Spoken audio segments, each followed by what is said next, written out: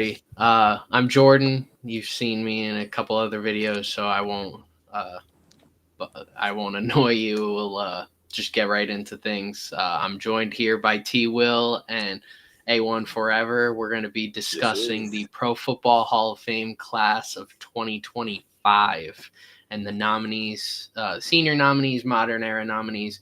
We're not going to touch on contributors. They still got to work things out on the contributors side, but we'll look into all the nominees, give our own thoughts and opinions on each of them. You guys want to introduce yourselves? Chris, you Uh, go ahead and go first, buddy. oh shoot, man. Well, Chris Tipmore, A1 Forever Sports, and also 1/4 of the 95 North Sports Machine. Please come by and check out our latest live as we had Falcons legend Todd McClure on. Broke down, some with Max Protection, broke down his Chiefs and Falcons preview. So make sure you go online and check out that. Definitely a great watch. And I'm just happy to be up here, man. Talking about something different. The Pro Football Hall of Fame, man. I'm ready to get it. I should have gone first. I am T. Will from obviously One Time for the Fan that can be heard Sunday nights at 8, Wednesday nights at 8, and Friday morning at 9 a.m. We did not have Todd McClure this morning, but we did have Chef Matt from the Atlanta Falcons. I know, not the same comparison. Anyway, I'm also Yes. a Hey, member. man. Chef Matt still good. Hey, Chef Matt is the dude, man. Love me some Chef Matt. Love his food, by the way. Anyway, I'm also 1/4 of the One Time for the Fan crew and show. Shout out to Mr. Jack Spade, Bode, and Carrie. And last but not least, I have my own channel that is for my ATL Sports 1 on YouTube, the number 4, my ATL Sports 1 on YouTube. And I am happy to be here. And let's get to this Hall of Fame comparison. Jordan, Oh, go right ahead. oh, real quick. All right. Also got a shout out. I'm saying the plug, man. RJ ATL, man. It's also I'm saying the plug always providing the breaking news and everything, sending it straight to us when we need it. So shout out to my brother too, and he be talking them Braves too. So Yes, he does. Yes, he does. With us. Anyway, go ahead, Jordan. Sorry.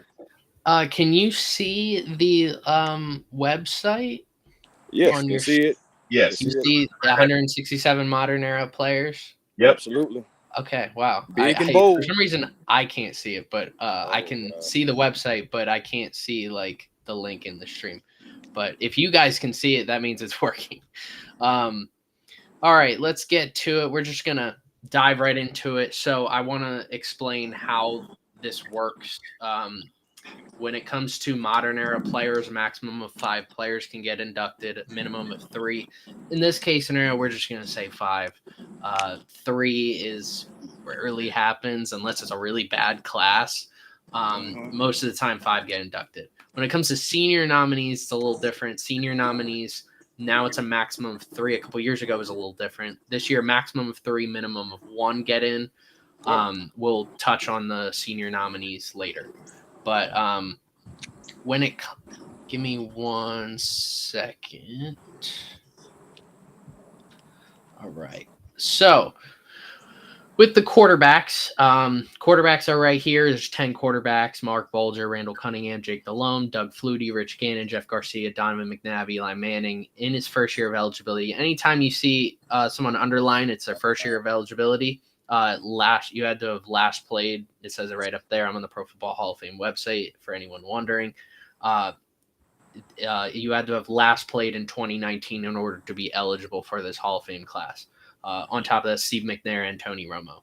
So what do you guys think about this group of quarterbacks for the modern era? And do you think any can get in this class, or maybe you think they should get in, or maybe they'll get in down the road? I think Yeah, I'm glad I'm not a judge into the NFL Hall of Fame. I Jeez, know that's right. that's tough, man. Wow, and you're talking a maximum of 5 players total. Yeah, out of this group. Yes. Holy cheese balls. Wow. Uh, I would have to say, Eli, which sounds weird. Tough Uh, to go against that. there's some other. I mean, you got Randall Cunningham, Mark Bolton, definitely a good quarterback. I think he played for the Rams, right? I think, Yeah. Right, number 10. yeah. Donovan was pretty good. From this list, and it's funny because not to take it away from Eli, but I've had this debate with folks, and they've said, Matt Ryan might not get there the first couple of rounds. And looking at this list, I understand it because he's going to be on the list with some heavy hitters. But from quarterbacks, I'm going to say Eli. I'm thinking Steve McNair, but I really would have to look at his numbers in comparison to the others. Jake Delhomme fell off at the end. I mean, he played great. He got into the Super Bowl, but he fell off a cliff after that. Doug Flutie is definitely a sentimental favorite. I just don't know that he has the numbers. Again, it's kind of hard to consider this without looking at numbers, but I'm offhand for quarterbacks. I'm gonna say Eli. Um, what say you, Chris? Man, that is rough. That's rough. I mean, a name that sticks out, of course, is Randall Cunningham. Um, but you look at the list, and honestly, it's hard not to go with Eli because I know he has the 2 rings and everything, but I'm trying to really pick someone else, but it's hard, man, because you look at the list. I mean, okay, you have a lot of capable quarterbacks that have some different resumes, but yeah, man, for me, if it's any quarterback, it's going to be either Cunningham, Eli Manning. I don't think Donovan gets in just yet. I think Donovan may get in, but I don't think it's this year. I could be wrong, but I'm going with Eli or Randall Cunningham as far as quarterback. Now, do you guys actually think Eli's going to get in, or is he just? I mean, it sounds like you guys definitely think Eli is the most deserving of this group, but do you think he gets in first ballot? I think, well, yeah, I do. A, because he's from the royal Manning family, and B, Yeah. if I'm being honest, he's over at that network, and they're probably going to push for him to get. So I do. I think he does get in first ballot. Dang, I'm talking about really. You took the words out of my mouth, honestly, because those are those are factors. Honestly, you got to factor in. Eli is likable too. You got to think about that too. The voters may be like, "Hey, I like Eli. Let me go and throw him in there." It's just. And again, out of that list right there, he's the one that has the most hardware. So, yeah. Now, my thoughts on this. I'll go through really quickly. I won't even say why for some of them, why they should be in or not. When it comes to the Pro Football Hall of Fame, it's a little different from like. So, all right, us at Old Legacy, we have our own Hall of Fame. It's very more wide open. Chris has been one of the people that have inducted some of the players. We're very open minded when it comes to people who should be in the Hall of Fame. It's more about, can you tell the history of a franchise without the player? And if you can't, then they really should be in our Hall of Fame. So Pro Football Hall of Fame is more of like prestigious category, but then they have question marks and more asterisks next to certain guys. We're a little bit more open-minded. Mark Bulger, I'm not even going to ever consider him for our Hall of Fame. Randall Cunningham should be in the Hall of Fame, in the Pro Football Hall of Fame. In terms of, I was thinking about this last night. I was like, when you're talking about generations of mobile quarterbacks, the NFL started out where most quarterbacks were mobile. Then as time progressed, people became more pocket passers. We were looking more for intelligence. In terms of mobile quarterbacks, Otto Graham was the first great mobile quarterback. People are probably going to say Fran Tarkenton. I wouldn't call Fran Tarkenton a mobile quarterback. I would call him a scrambling quarterback. It's a little different. He's great behind the line of scrimmage, scrambling all over the place. But when it came to actually running, it's a little different. Then after that, few decades later, you got Randall Cunningham and Steve Young. And then a few years later, Michael Vick. You can't tell the history of the mobile quarterback without Randall Cunningham. And he's led quarterbacks in multiple rushing categories throughout his career. He's statistically one of the greatest mobile quarterbacks ever. He is a solid passing quarterback. You can't tell the history of that 1998 Vikings team without Randall Cunningham. And I haven't even mentioned his time on the Eagles. So I do think he should be in. Jake Delhomme probably should go into the Gridiron Hall of Fame. That's what we call ours. But Pro Football Hall of Fame, he's not going to touch that. Doug Flutie, I believe he is in the Gridiron Hall of Fame. I think so. But actually, he's in as a Canadian Football League player. He's not in as a NFL quarterback. So I don't think he should be in either. Statistically, he's not great. Rich Gannon's got an MVP. Statistically, pretty solid career. I don't think he should get into the Pro Football Hall of Fame. I think he had a high peak, but he doesn't have much anything else. Jeff Garcia, solid career. I don't think he should touch the Pro Football Hall of Fame either. Donovan McNabb's an interesting one. Mobile. He's mobile.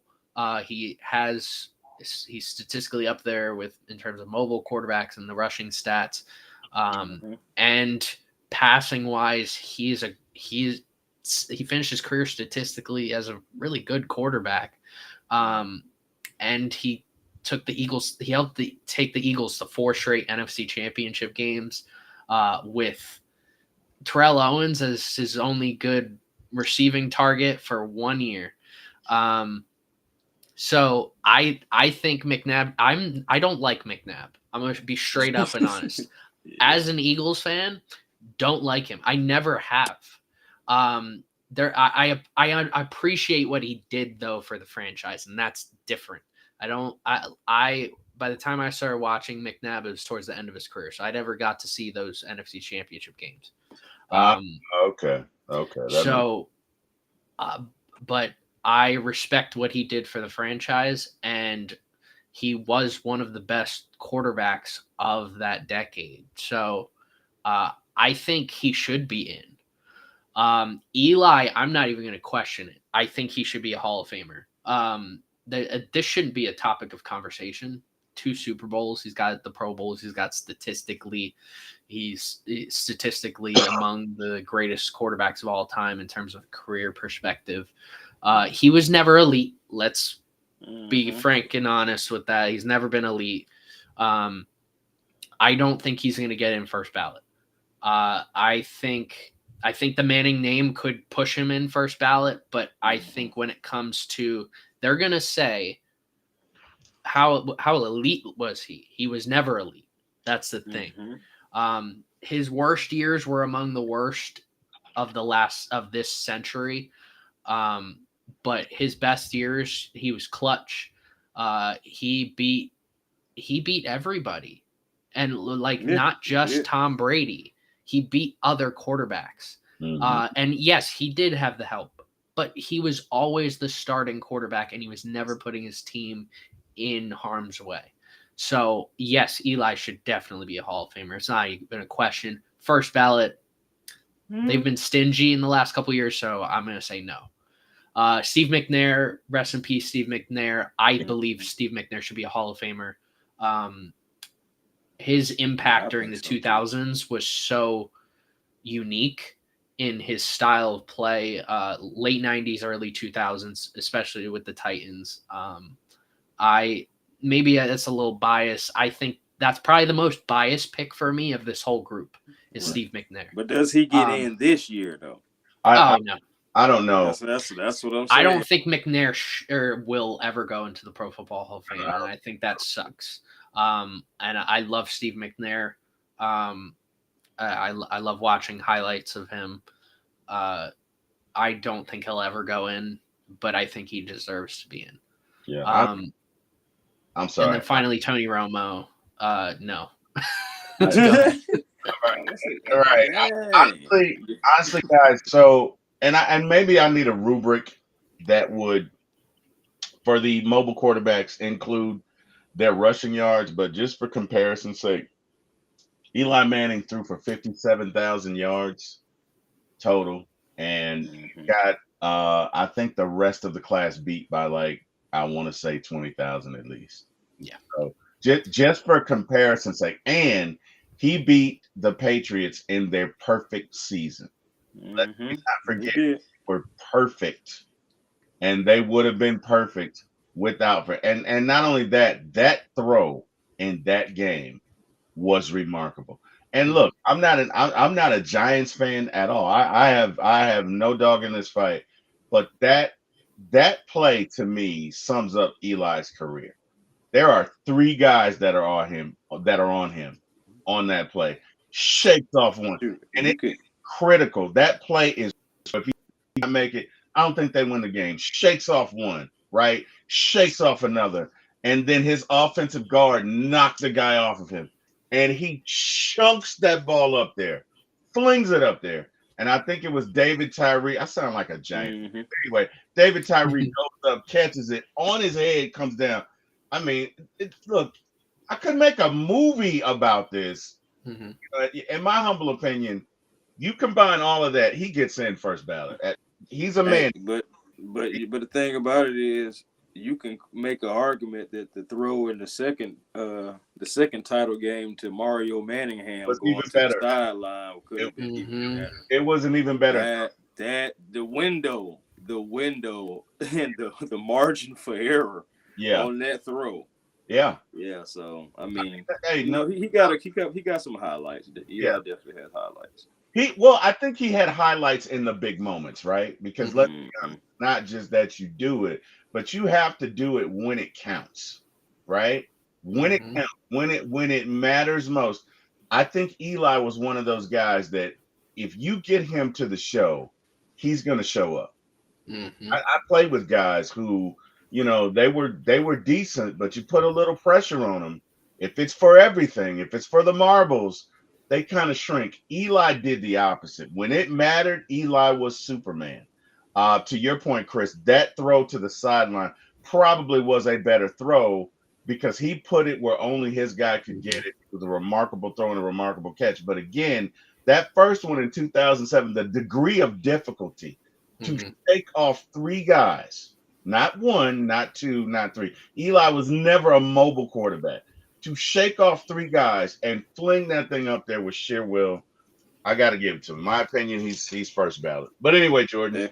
Shout out to the celebrity in the chat, man. Zay in the bag, man. Hey, what's going on? I don't know if Jordan wants you in here, Zay. Zay been going off, man.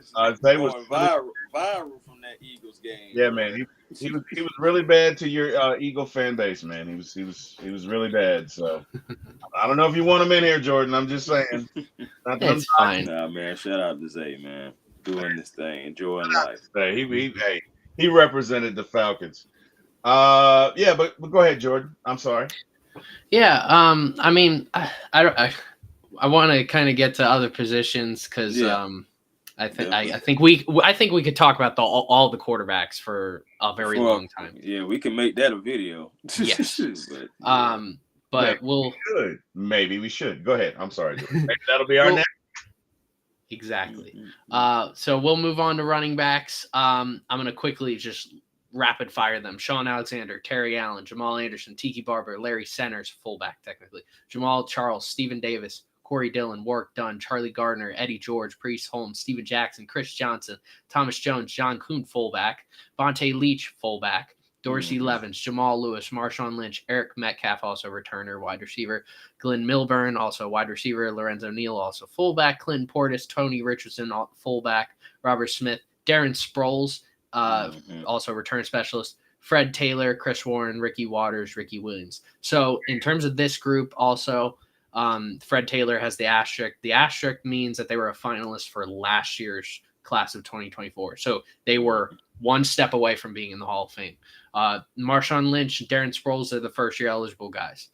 What do we think about running backs / fullbacks and some returners in there?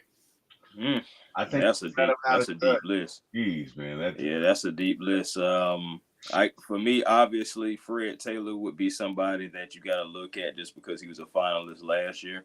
They may just was saying that, hey, maybe not this year, but it could be 2025. We'll see.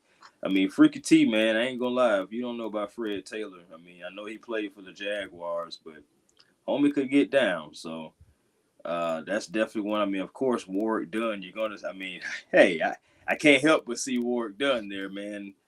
Great career. Even better what he's doing off the field nowadays, So it's just that's always definitely going to be a name. Corey Dillon is an underrated name up there, if you ask me. Man, Ricky Waters. Ricky Waters has been waiting for a while. Man, that's tough. It's so many names. But okay, so Fred Taylor, definitely is somebody that's up there. Oh man, if I could choose one more running back, that's tough. Remember, we only have 5 in the 5 total. Right, that's what I'm saying. Like it's hard to even go because you got Eddie George there who had a great career. Like I said, it's a lot of good names in there. Yeah. But I'm just gonna go with Fred Taylor, man. As far as like someone getting in out of this bunch this year, because he was the closest last year. A lot of great names in there, though. Yeah. Terry, what's your thoughts? Sheesh. I mean, okay, so I'm gonna work my way backwards, right? Priest Holmes was a madman, but I think he short career. Yeah, very short career. That's what I'm saying. He kind of fell off. If we're talking impact, Warwick Dunn really did it with 2 franchises. Mm-hmm. But Warwick Dunn was always a part of a duo or triumvirate.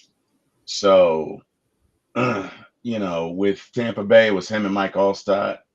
With ATL, it was him, Mike Vick, and Duckett. TJ Duckett. Mm-hmm.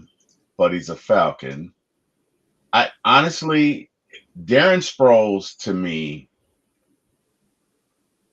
embodies everything because there was nothing he couldn't do, and he was shifty, and you couldn't bring him. He was a pain in the ass. You couldn't. Man, you ain't lying. I couldn't stand Darren Sproles. I mean, respectfully, I gotta put Darren Sproles on that list. You know what I mean? And I love Warwick. But if we're talking about if I can only pick 5, and no disrespect to Fred Taylor, but Marshawn Lynch was Seattle with those teams. I don't think they get there. You know what I mean? Without Marshawn Lynch, I don't think they win that Super Bowl without. So I'm gonna go from this list, and I know I'm gonna take some grief, but I'm gonna go Darren Sproles and Marshawn Lynch. That's without and Eric Metcalf. Great, but I only got 5, Eric. Man, let me tell you something. I would be absolutely stunned if Marshawn Lynch went in as a first ballot. Oh, he probably won't, but I'm just saying, I know he won't. You know what I mean? I'm just doing. I'd be stunned if he gets in before 2030. He probably won't, but I'm just saying, looking at the impact, right? Like I halfway want to say Eddie George, but I'm not. Yeah, good name. I only have 5. Like if you open it up to 20, cool. But I only got 5. I only have 5 spots. I've used one with Eli, and if just through my eyes and watching this, Darren Sproles was unstoppable. Like he was just a pest. You couldn't stop him. Hell, half the time, if you're a defensive lineman, you couldn't see him, and he was through the gap and gone. So I got him. And then, like for me, I tell you, look at it this way: if those idiots who coached, I shouldn't say that. If Seattle hands the ball off to Marshawn Lynch, they have 2 they're back-to-back Super Bowl champions. They're back to back. So yeah, I'm gonna say And Marshawn has a Super Bowl MVP for sure. right. Yeah, so I'm gonna say Marshawn and Dan. Just my opinion. Jordan, what say you, sir? I think that probably half these guys should be in the Pro Football Hall of Fame. But I don't think any of them are going to get in this year. Yeah. Okay. It sucks. I think they do a disgrace on running backs. I think there's I will get to the senior nominees, but the list is huge. Sean Alexander should have walked in about a decade ago. He's all time one of the top leaders in terms of rushing touchdowns. Yep. Terry Allen, I don't think so. Jamal Anderson, I don't think so. Tiki Barber, he's got the rushing, he's got the all-purpose yards. Himself, but yeah, Tiki didn't do himself justice. Larry Centers, all-time receiving fullback, one of the greatest you could argue he's the greatest receiving fullback ever. Jamal Charles, I never liked Jamal Charles, but you showed in terms of his average yards per carry, it was great. Steven Davis, solid career, no. Corey Dillon, I think Corey Dillon could get in. I think Warwick Dunn could get in, not Charlie Gardner. Eddie George should have been in. Priest Holmes should have been in years ago. Steven Jackson should walk in. Anyone who grew up watching Steven Jackson knows just how great he was on that terrible St. Louis Rams team. He was the team for years. Carried them. He was consistent and elite for years. Chris Johnson should walk into that Hall of Fame. Hey, real quick, that's why Steven Jackson, when he got to Atlanta, he didn't have anything left. Right. Yeah, exactly. Chris Johnson should be in. Thomas Jones, I don't think so. John Kuhn, when it comes to fullbacks, it's a little different than running backs. Because like John Kuhn, Vontae Leach, Lorenzo Neal, Tony Richardson, all four of those guys are four of the greatest fullbacks of the modern era, since fullbacks stopped running a lot.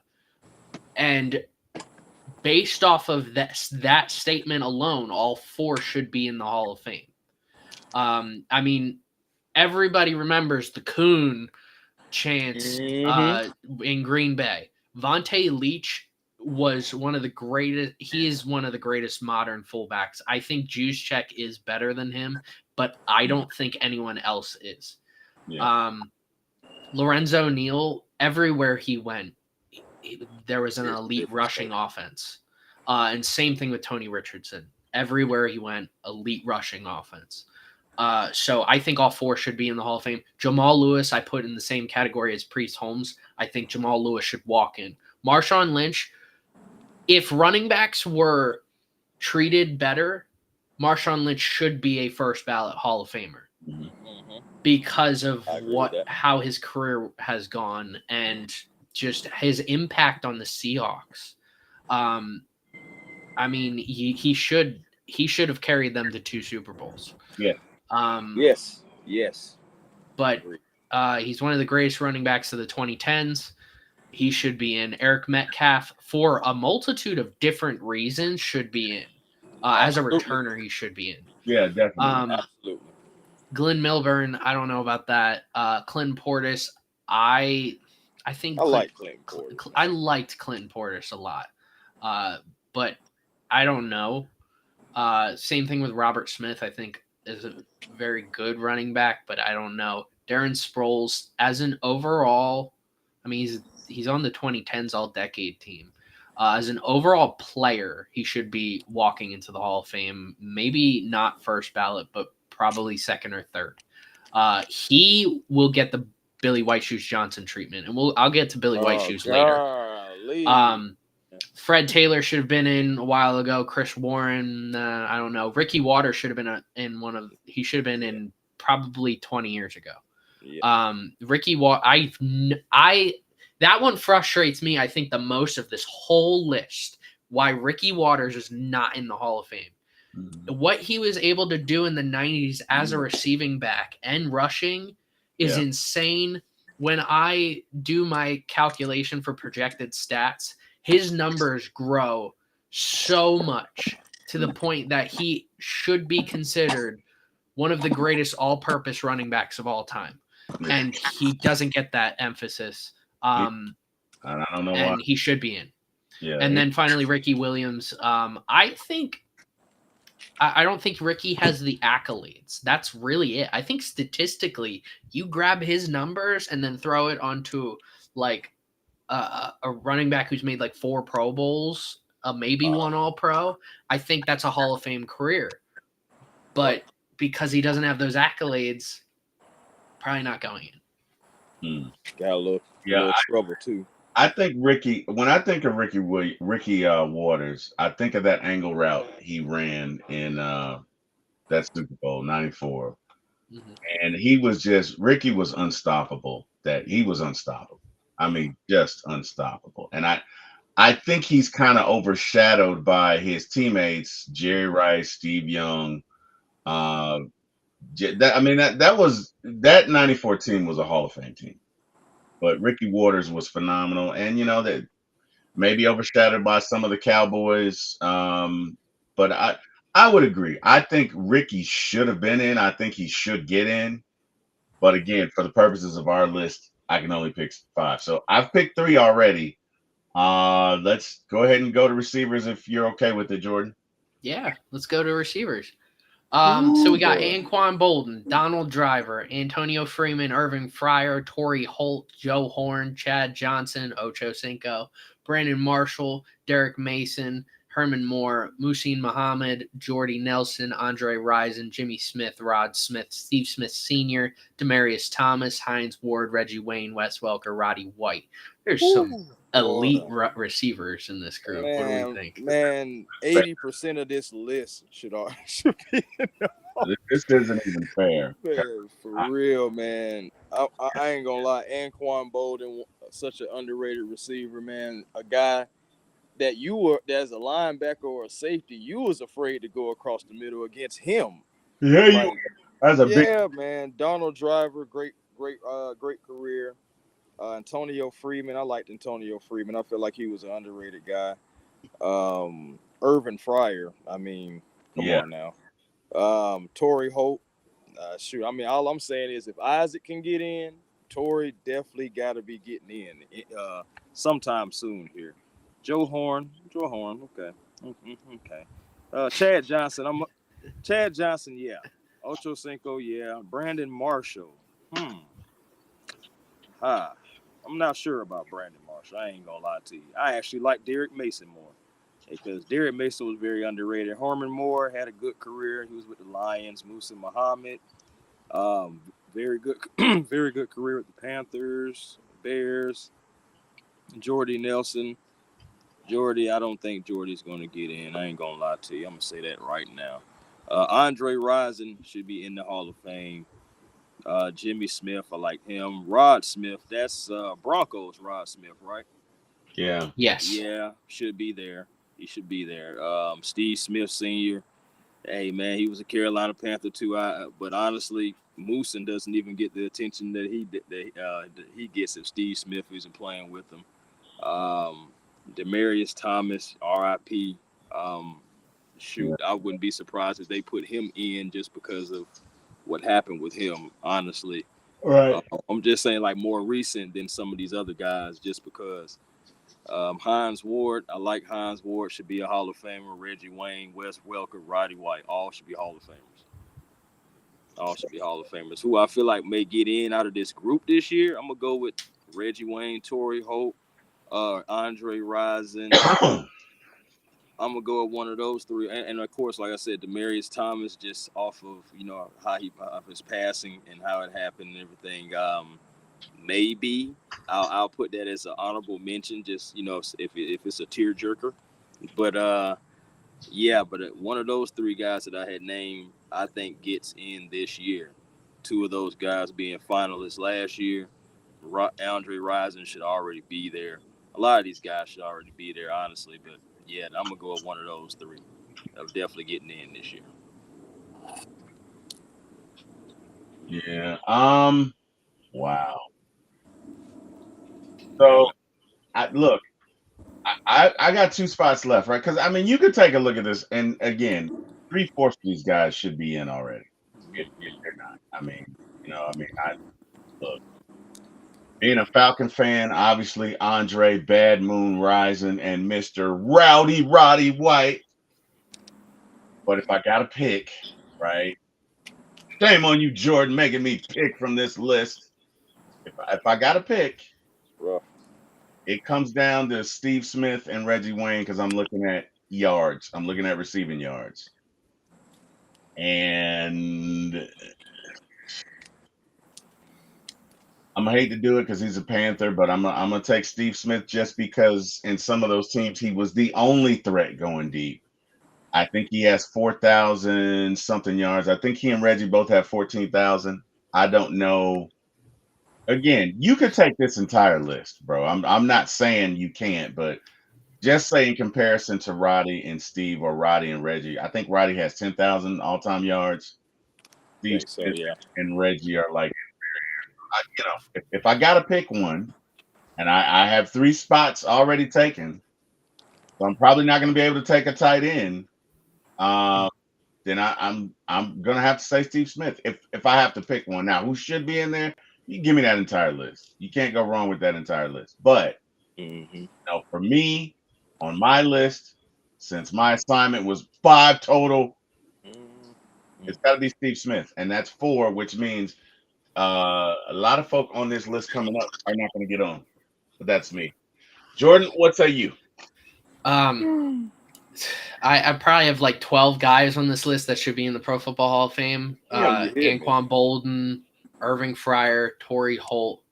I'm not gonna fall for what the media and what social media has portrayed with Chad Johnson, Chad Ochocinco. I don't think he should be in the Pro Football Hall of Fame. I think he was an elite route runner, but when it comes to his accolades, when it comes down to his career statistics compared to those of his era, I don't think he should be in the Hall of Fame at all. I don't know. I think maybe he should be in the conversation, especially with some of these names, but I don't think I'm not thinking about him. I'm thinking about guys like Brandon Marshall. Brandon Marshall, everywhere he went, no matter who was throwing him the ball, he was elite. He was one of the best receivers in the whole league. He's got the reception record, most catches in a single game. Marshall has a Hall of Fame resume. He doesn't have the postseason. That's probably the only thing you can really discuss with him is he doesn't have the postseason success. That's it. That's a Hall of Fame career. Derek Mason, Hall of Fame career. Herman Moore, solid career. Same thing with Muhsin Muhammad and Jordy Nelson. Andre Rison should probably be in the Hall of Fame. Jimmy Smith definitely needs to be. Rod Smith definitely needs to be. Steve Smith. There's an elite group of this 21. And I think Torrey Smith, Steve Smith, Reggie Wayne should be in. Those are I don't think we'll get 3 in. I mean, we might get 2 in. I think there's been a we've been backed up since like Randy Moss, Terrell Owens, since they got in, we've been backed up. And I would say before that, we were backed up even when Jerry Rice got in, because like we were waiting on Chris Carter and Andre Reed for a very long time, and they should have been in years ago. And I kind of put Torrey Holt, Steve Smith, Reggie Wayne in that same conversation. Demaryius Thomas, rest in peace. I loved watching Demaryius. That sucks. That one hurts. I think he should be in, but he might not get in. He might get in as a senior nominee. We might be talking a few decades from now. I loved Demaryius Thomas. I loved watching him, man. Hines Ward, one of the greatest blocking receivers of all time. He should be in. He would pancake people. Mm-hmm. Hines should have been in. Reggie Wayne, no doubt about it. Wes Welker, I think Wes should have been in. And Roddy White, I think he should have been in. When it comes to, I think when I'm picking, so all right, I think I don't think Eli's getting in first ballot. I don't think any of the running backs are getting in. I think this is where I start my inductions. I would love for Torrey Holt, Steve Smith, and Reggie Wayne to all get in. The fact that Steve Smith wasn't a finalist last year tells me all I need to know. I'm going Torrey Holt and Reggie Wayne. I think Torrey Holt should have been in before Isaac Bruce. No, there's no question about it. He should have been in the same class. If he got in the same, that would have been perfect. You put him in the same class, but no, they didn't. I'm going Torrey Holt. Reggie Wayne is an all-timer. And when I was putting together my all-time ranking of receivers, Torrey Holt and Reggie Wayne are very high up there. I think they're in my top 25, top 20. They, in terms of what they've done in their careers everywhere, they have Hall of Fame resumes. So yeah, I'll go Torrey Holt and Reggie Wayne. Yeah, I like Torrey Holt, Reggie Wayne. Like I said, I'm still going with maybe Fred Taylor, man, because he was a finalist last year. But we'll see. We'll see what happens. Tight ends. At least we ain't got a crazy list at tight end. Yeah, we're gonna go a little smaller. There's 6 tight ends. There's Ben Coates, Vernon Davis, Antonio Gates, Jeremy Shockey, Delaney Walker. I've heard both from a lot of people, so I'm not 100% sure what the pronunciation is. And Wesley Walls. Who do we think's going in? Gates, and that's it. I mean, it's no disrespect to nobody. I just feel like if they're going to pick a tight end, it's going to be Antonio Gates. Yeah.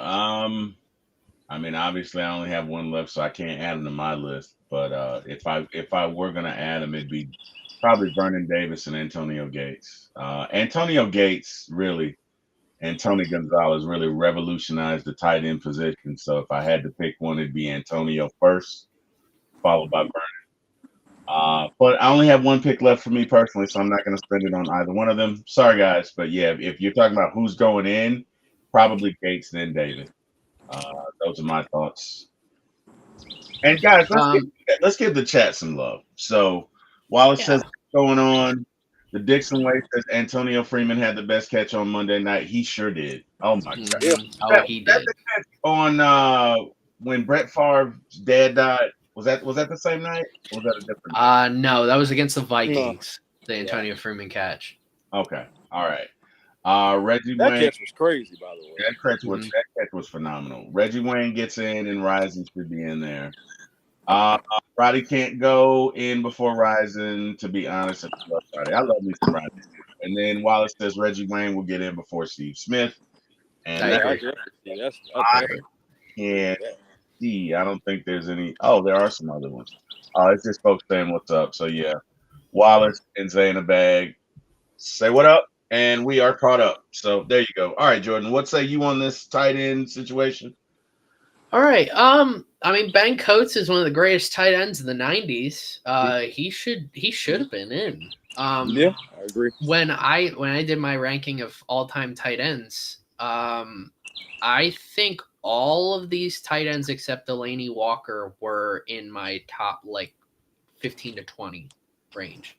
Vernon Davis should be a lock. I'm not first ballot, but based off what his resume and what he's done in his career, yeah, he should be in. Mm-hmm. And the one guy who angers me the most at all of the people in the Pro Football Hall of Fame committee, all you guys who vote on this, Antonio Gates is literally the second greatest tight end ever. He if there is no Tony Gonzalez, if he doesn't exist, we're talking about Antonio Gates and another hemisphere compared to everybody else. Yeah. That one frustrates me so much because him and Gonzalez are like this. When if you said one was better than the other, I won't argue. But then you got people who are saying Gronk and Kelsey. I get that. Kelsey's career is not over. Right. And Gronk was very injury prone. At his peak, is he the greatest tight end ever? Maybe. Yeah. But overall resume, Gronk has the rings and the postseason success. Gates has everything else. He does. He has longevity. Yeah. Gates should have been in the another one that angered me. Gates should have been in the 100th anniversary team. I was furious. Yeah. Furious. He should have been in. There is no doubt in my mind he deserves to be in over every single other player on this list and the senior nominees list. No question in my mind. Rant over. Jeremy Shockey, yeah, he should be in. Shockey's had a solid career. In terms of when you're looking at over all the tight ends throughout NFL history, Shockey has had significant impact and statistically is among the best. Delaney Walker, I apologize if I'm mispronouncing that. He started off at fullback and then transitioned to tight end. He was backing up Vernon Davis. I think he had a great renaissance in his career when he went to the Titans. I don't think he's going to get in. And Wesley Walls, another guy sort of like Ben Coates. I think he had he was before the basketball era tight ends, and I think he should get in. But yeah, I think a lot of these guys should get in. I think we're again backloaded. We're backed up on tight ends, and then you got the quarterback position. That's like, oh, should Tony Romo get in? What? No. Yeah, that's my thoughts on the tight ends. Antonio Gates is surefire. Should have been first ballot Hall of Famer. Yeah, man. That's definitely what I got, man. That's why I said Antonio Gates, and that's about it. If they're gonna take a tight end, I just feel like it's gonna be Gates. But I agree. Everybody should definitely get in. You know, Delaney, maybe it's a little different, but yeah. All right. Offensive lineman. Offensive lineman. I'm not going to go through all the names. I mean, we could spend an entire stream talking about like individually what each player did. There's 26 guys on here. Are there any names that sort of stand out to you guys that you think should get in or are going to get in? What you think, T. Will? That's tough, man. Joe Staley. To me, that's tough, man. I'm so glad I don't do this for a living. Gatekeep who gets in and who, because I mean that's that you could argue half these guys on here, but that jumps out to me. I'm right off. I'm gonna say Joe Staley, Bruce Armstrong, Wiz, but if we're talking about who probably gets in, I'm gonna say Joe Staley, and that's what I have. Again, I've one slot left, so I can't. We're talking about who gets in. Man, a lot of these guys were so good, man. Goodness gracious. Yes. Even Jeff Saturday's name is out there. And oh man, but Joe Staley, that's a good one. Chris Snee. Logan Mankins was pretty good. Oh, definitely Olin Cruz. Goodness. Mm-hmm. I mean, a lot of these guys, deserve to be on. To be honest with you, that it would be hard to pick from there. You can pit a couple of these guys in, honestly. But who I think may get in, like you talking this year? Oh man, different story, isn't it? Yeah, that's a different story. I actually think if it was anybody, it's gonna be somebody somebody that's been waiting. Because look at Jari Evans, he was a finalist, and so what I'm saying. Man, look, Jordan Gross, Mark Schlegel. I'm gonna have to say none of these guys get in, man. Yeah, I could see it. But I would put just about everybody in the Hall of Fame that's on this list. You got a lot of names, man. Out of 26 of these guys, you can, man, you can rapid fire 18 just, just, Yeah. just ASAP. Just oh gosh. Yeah. Yeah, I'm glad. I don't have to make those decisions either. But I don't think any of these guys get in this year, man. As great as they were. I think. I mean, yeah. I think 25 out of 26 of these guys should be in the Hall of Fame. The one guy is TJ Lang. I watched TJ Lang. I don't watch him and I say Hall of Fame career. I don't even think about that. That's not even a thought for me. But yeah, a lot of these guys, I mean, on first ballot, I mean, Travis Frederick, his retirement crushed the Cowboys offensive line. And Tyron Smith, in my opinion, is the strongest tackle in NFL history. He's had an injury prone career. Zach Martin is going to go up. He's going to be one of the greatest guards of all time. And Travis Frederick was the anchor. He did so much for that team. That was arguably the greatest offensive line in NFL history. And it sucks. I don't think he's going to get in because he didn't play long enough. And especially as an offensive lineman, Joe Thomas is really the only guy in that didn't play very long. Ryan Khalil, I think he had a very solid career. Like, his consistency is a Hall of Fame consistency. But I don't think he's going to get in. Joe Staley's going to get in at some point in the next year or two. I don't think he'll get in first ballot. Marshall Yanda, if any of these guys is going to get in first ballot, it's Marshall Yanda. He's one of the best guards of this century. He should be in first ballot. That's not my pick, though. I think, I kind of got to look at all the finalists, the two finalists, Jari Evans and Willie Anderson. I don't think Jari Evans. Yeah. I loved watching Jari Evans. He was awesome to watch. He was so consistent, and he was played at an elite level. I'm so glad he's getting the recognition that maybe these other guys aren't getting. But I don't think he gets in because he hasn't waited as long as Willie Anderson.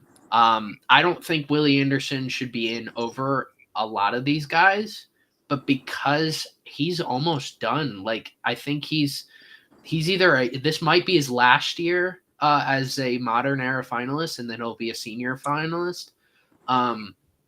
So I think they'll push him in, and so. Yeah, my pick is going to be Willie Anderson. I think you got to get an offensive lineman in, especially with how many of these guys are great. Yeah, man, that's true, man. That's true. A lot of guys, man. A lot of great names. Mm-hmm. Sorry, it is. All right, defensive linemen. So, it's a weird way they structure this. It reminds me of how I used to structure my teams. I used to structure them with defensive linemen, linebackers, DBs, but instead we have interior defensive line, edge rushers, linebackers. So a little mix of a lot of these guys.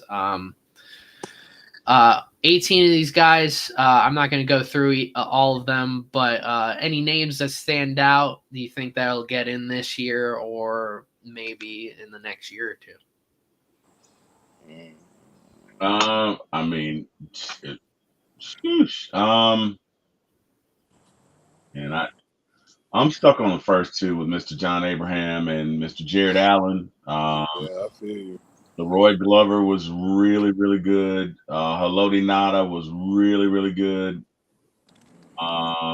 Tuck, I see you, Tuck. I don't know. That's tough. That's tough. For me, Abraham and Jared Allen, because they took over games. They and oh my God, Vince Wilfork. Oh my God. Yeah, those three were dominant. I mean, everybody. Again, you can't go wrong with anybody on this list. But if I'm looking at it, Abraham, Allen, and Vince Wilfork. Because I mean, for I want to say at least a period of 8 or 10 years, you took on the Patriots. You're facing Vince Wilfork, and you weren't going to run the ball. You were not gonna. You were not gonna run the ball. You just weren't. You better do some outside Yep. because you're not running it up the middle. Mr. Abraham, when it's third and whatever, and gotta have it. He was excellent with both the Jets and the Falcons. And Jared Allen was just dominant. He was just dominant, man. He's a pain in the rear. So those three for me. I'm sure you could. I mean, you could argue Leroy Glover. I'm not. You could, but as Yeah. far as who gets in, I don't even know. Like, because I don't know why Will Fork isn't already in. Number one, I don't know why he's Yeah. I don't know why Abraham not in. right. I don't know why Abraham isn't in, and I honestly don't know why Jared Allen isn't in because Jared was a monster. Like Jared was, you had the game plan for both those guys. So I don't know. Chris, what say you? I mean, yeah. I mean, like you can make a case for Haloti Nada. He was a difference maker wherever he went. Especially, everybody remembers his days with the Ravens. Oh boy, yeah, that's a crazy list. But honestly, man, Abraham, like again, he should have been in. Do I think he get in this year? It's not my choice. It's not my choice. So I think they're gonna skip over Abe again. Jared Allen possibly may get in. I'm looking at Jared Allen. I am Vince Wilfork as well. We're talking about guys in the next coming years. Wilfork, like Sonata. Ooh boy, shoot, Robert Mathis was good. Man, I'm glad I don't do this for a living. Yeah, man. I would have Yeah, those nights. Leroy Glover. Yeah, I would have Casey, night. Casey Hampton was underrated. Oh man, so yeah, but yeah, Jared Allen, Vince Wilfork, Haloti Nada. Said I still want John Abraham. Sitting in there as far as like the next coming years. Jared Allen may be the closest thing because he was a finalist last year. Um, if I had to go wild card, I'll say Vince Wilfork, just because again, like Terry was just saying, you were not running the ball at the middle of Vince was playing. Absolutely not. It's just like you wasn't doing nothing. What you got, Jordan? I think a lot of these guys should be in the Hall of Fame. Yeah. I mean, John Abraham was elite for multiple teams. Everywhere he went, he had longevity and he was elite. Jared Allen, he's honestly my pick.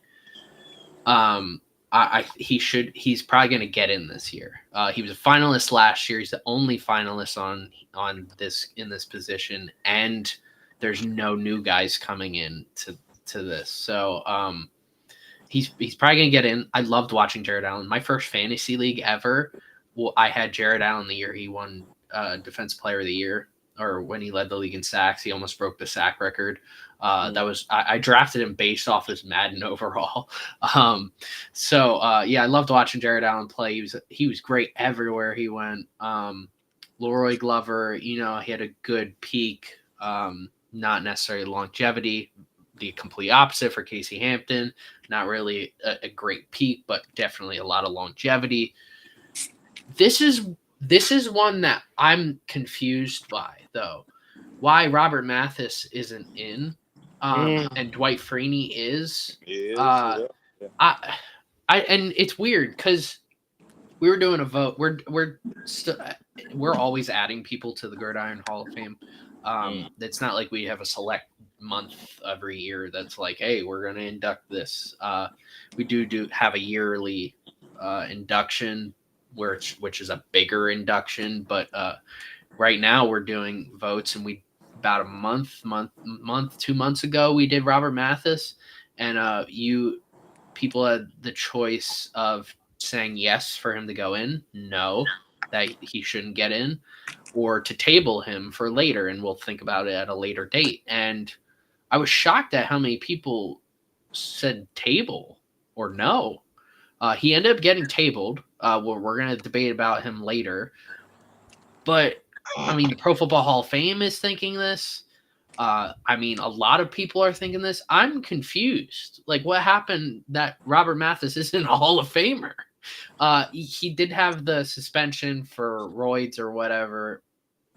Honestly, it didn't do anything because he ended up still doing pretty good afterwards. He's, in my opinion, he was better than Dwight Freeney, and I think he was more dominant than Dwight Freeney. I think Dwight Freeney was more consistent, but Mathis, I think, was more dominant. And especially after Manning left, we were in the Luck era. That's when Mathis was still great. After Freeney left, he was still great. Chester McLaughlin, Haloti Ngata, one of the best. See, all right, it sucks because I think the mid to late 2000s to the early 2010s is arguably the worst era of defensive tackles ever. And I'm not saying these guys are bad. I'm just saying they were the best of their era. That's why they should get in. But comparing them to other guys of other eras, it's like, no. Haloti Ngata is one of the best of his era. Vince Wilfork's one of the best of his era. Kevin Williams is one of the best. Those three are the best three defensive tackles of the late 2010s, the late 2000s, early 2010s. Clyde Simmons is a great edge rusher, a great defensive lineman in general. Justin Tuck is also a really good one. I think out of all these guys, I think Jared Allen is probably the most likely to get in. The fact that Robert Mathis was not a finalist tells me all I need to know, that they do not care about him. So it sucks. If I was voting, I'd be the one to state my case for Robert Mathis. Yeah, because you definitely can. Definitely make a case, man. We got linebackers next, huh? Mm-hmm. Yeah, we got linebackers. There's 20 guys. We got new Luke Kuechly's new, and Terrell Suggs is new. We got See, this is where it gets confusing with, like, you got edge rushers in both defensive linemen and linebackers, but that's another story. What do you guys think about this group? Who do you think possibly gets in? Wow. That's tough, man. Because again, there are about 5 or 6 guys I see that should already be on there. Biscuit, Cornelius Bennett, Lance Briggs, Navarro Bowman, holy crap. Brooke, Romo, Takeo Spikes, James Harrison. James, I lift more weights than anybody in their late 30s. Like, in his 40s now. Yeah. Bro, let me tell you something. This is tough, man. I mean, I'm so glad I don't do this for a living, because really 3/4 of this list should be on there. But if you're putting me to a choice, and again, I can't pick any of these guys for mine because I've already used 4, but Navarro Bowman was dominant. Navarro Bowman was a part of a foursome, and he was just dominant. I mean, just dominant. You couldn't scheme for him. You hated playing against him and Willis. Right. James Harrison was dominant. Like, he was that man. And he scared the shit out of you. Even on TV, I'd be thinking, thank God I don't have to block him.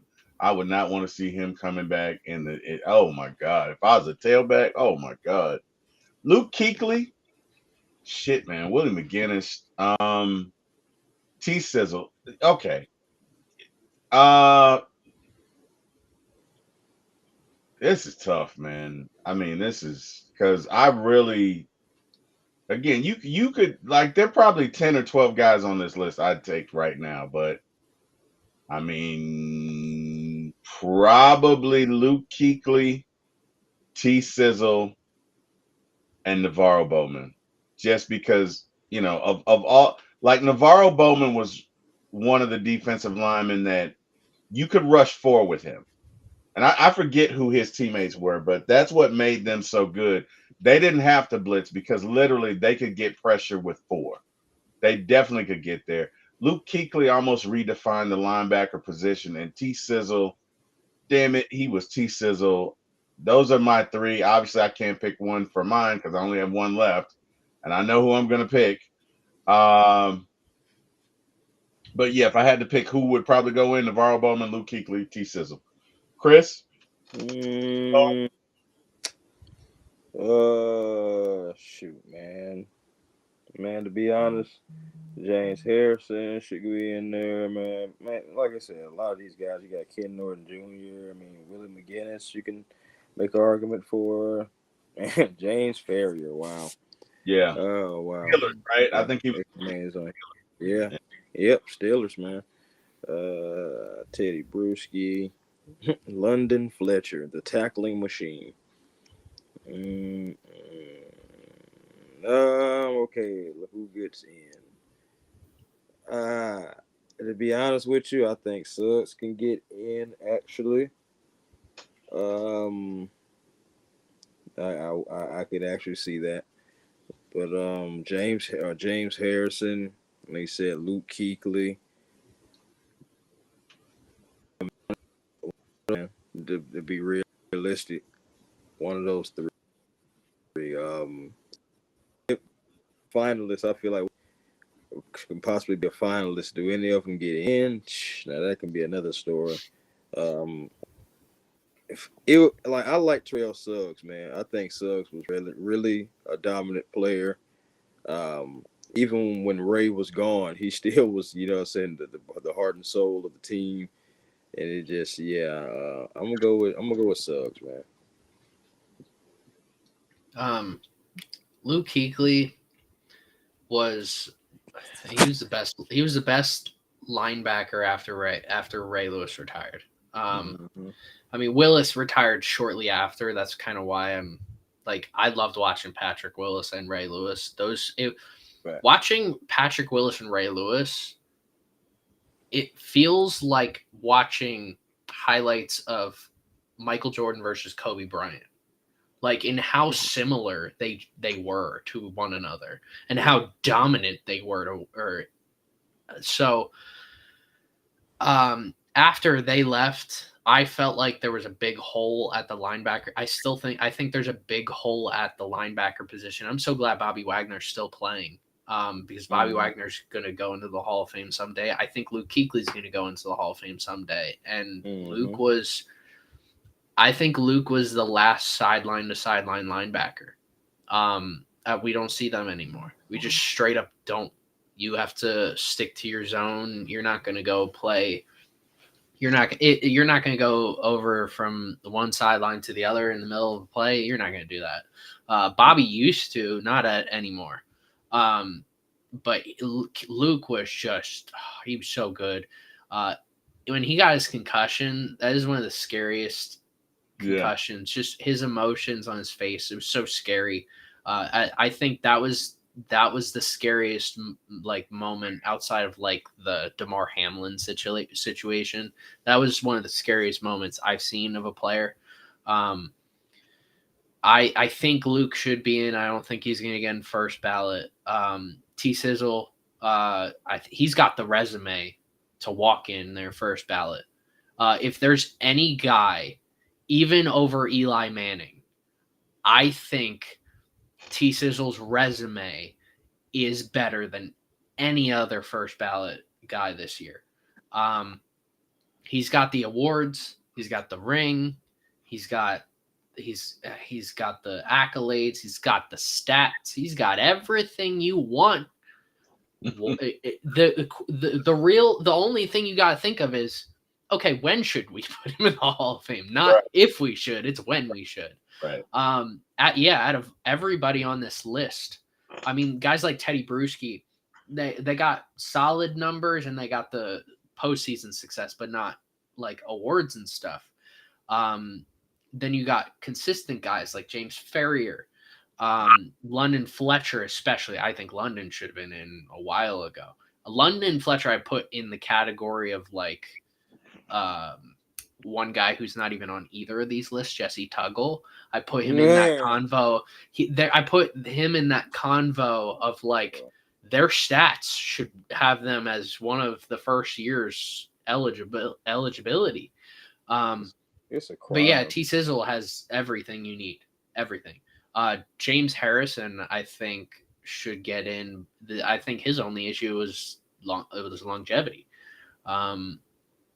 But yeah, out of all these guys, I think a lot of these guys should be in. Navarro Bowman, it's the longevity for him that's going to be the issue, and also how good he was after Willis left. I personally believe a lot of Bowman's success came from the fact that Patrick Willis was there, and the fact that is one of the greatest 3-4 linebacking cores of all time. That is up there with the Dome Patrol. Amen. I mean, you got Ahmad Brooks. Alden Smith was no joke. Alden Smith could have been one of the greatest edge rushers in league history. And to this day, if I'm playing Madden, I'll pick up his 35-year-old self. I don't know how old he is. I'll pick him up just because he was that good. I don't think people realize how good he was. He was dominant. And then you just throw in arguably the greatest inside linebacking duo in NFL history. You know what? I will say that they are the greatest inside linebacking duo in NFL history, and I don't think it's close. Yeah, I would. But what Bowman did outside of Willis is my only question mark. So yeah, I don't think he gets. I don't know if he gets in at all.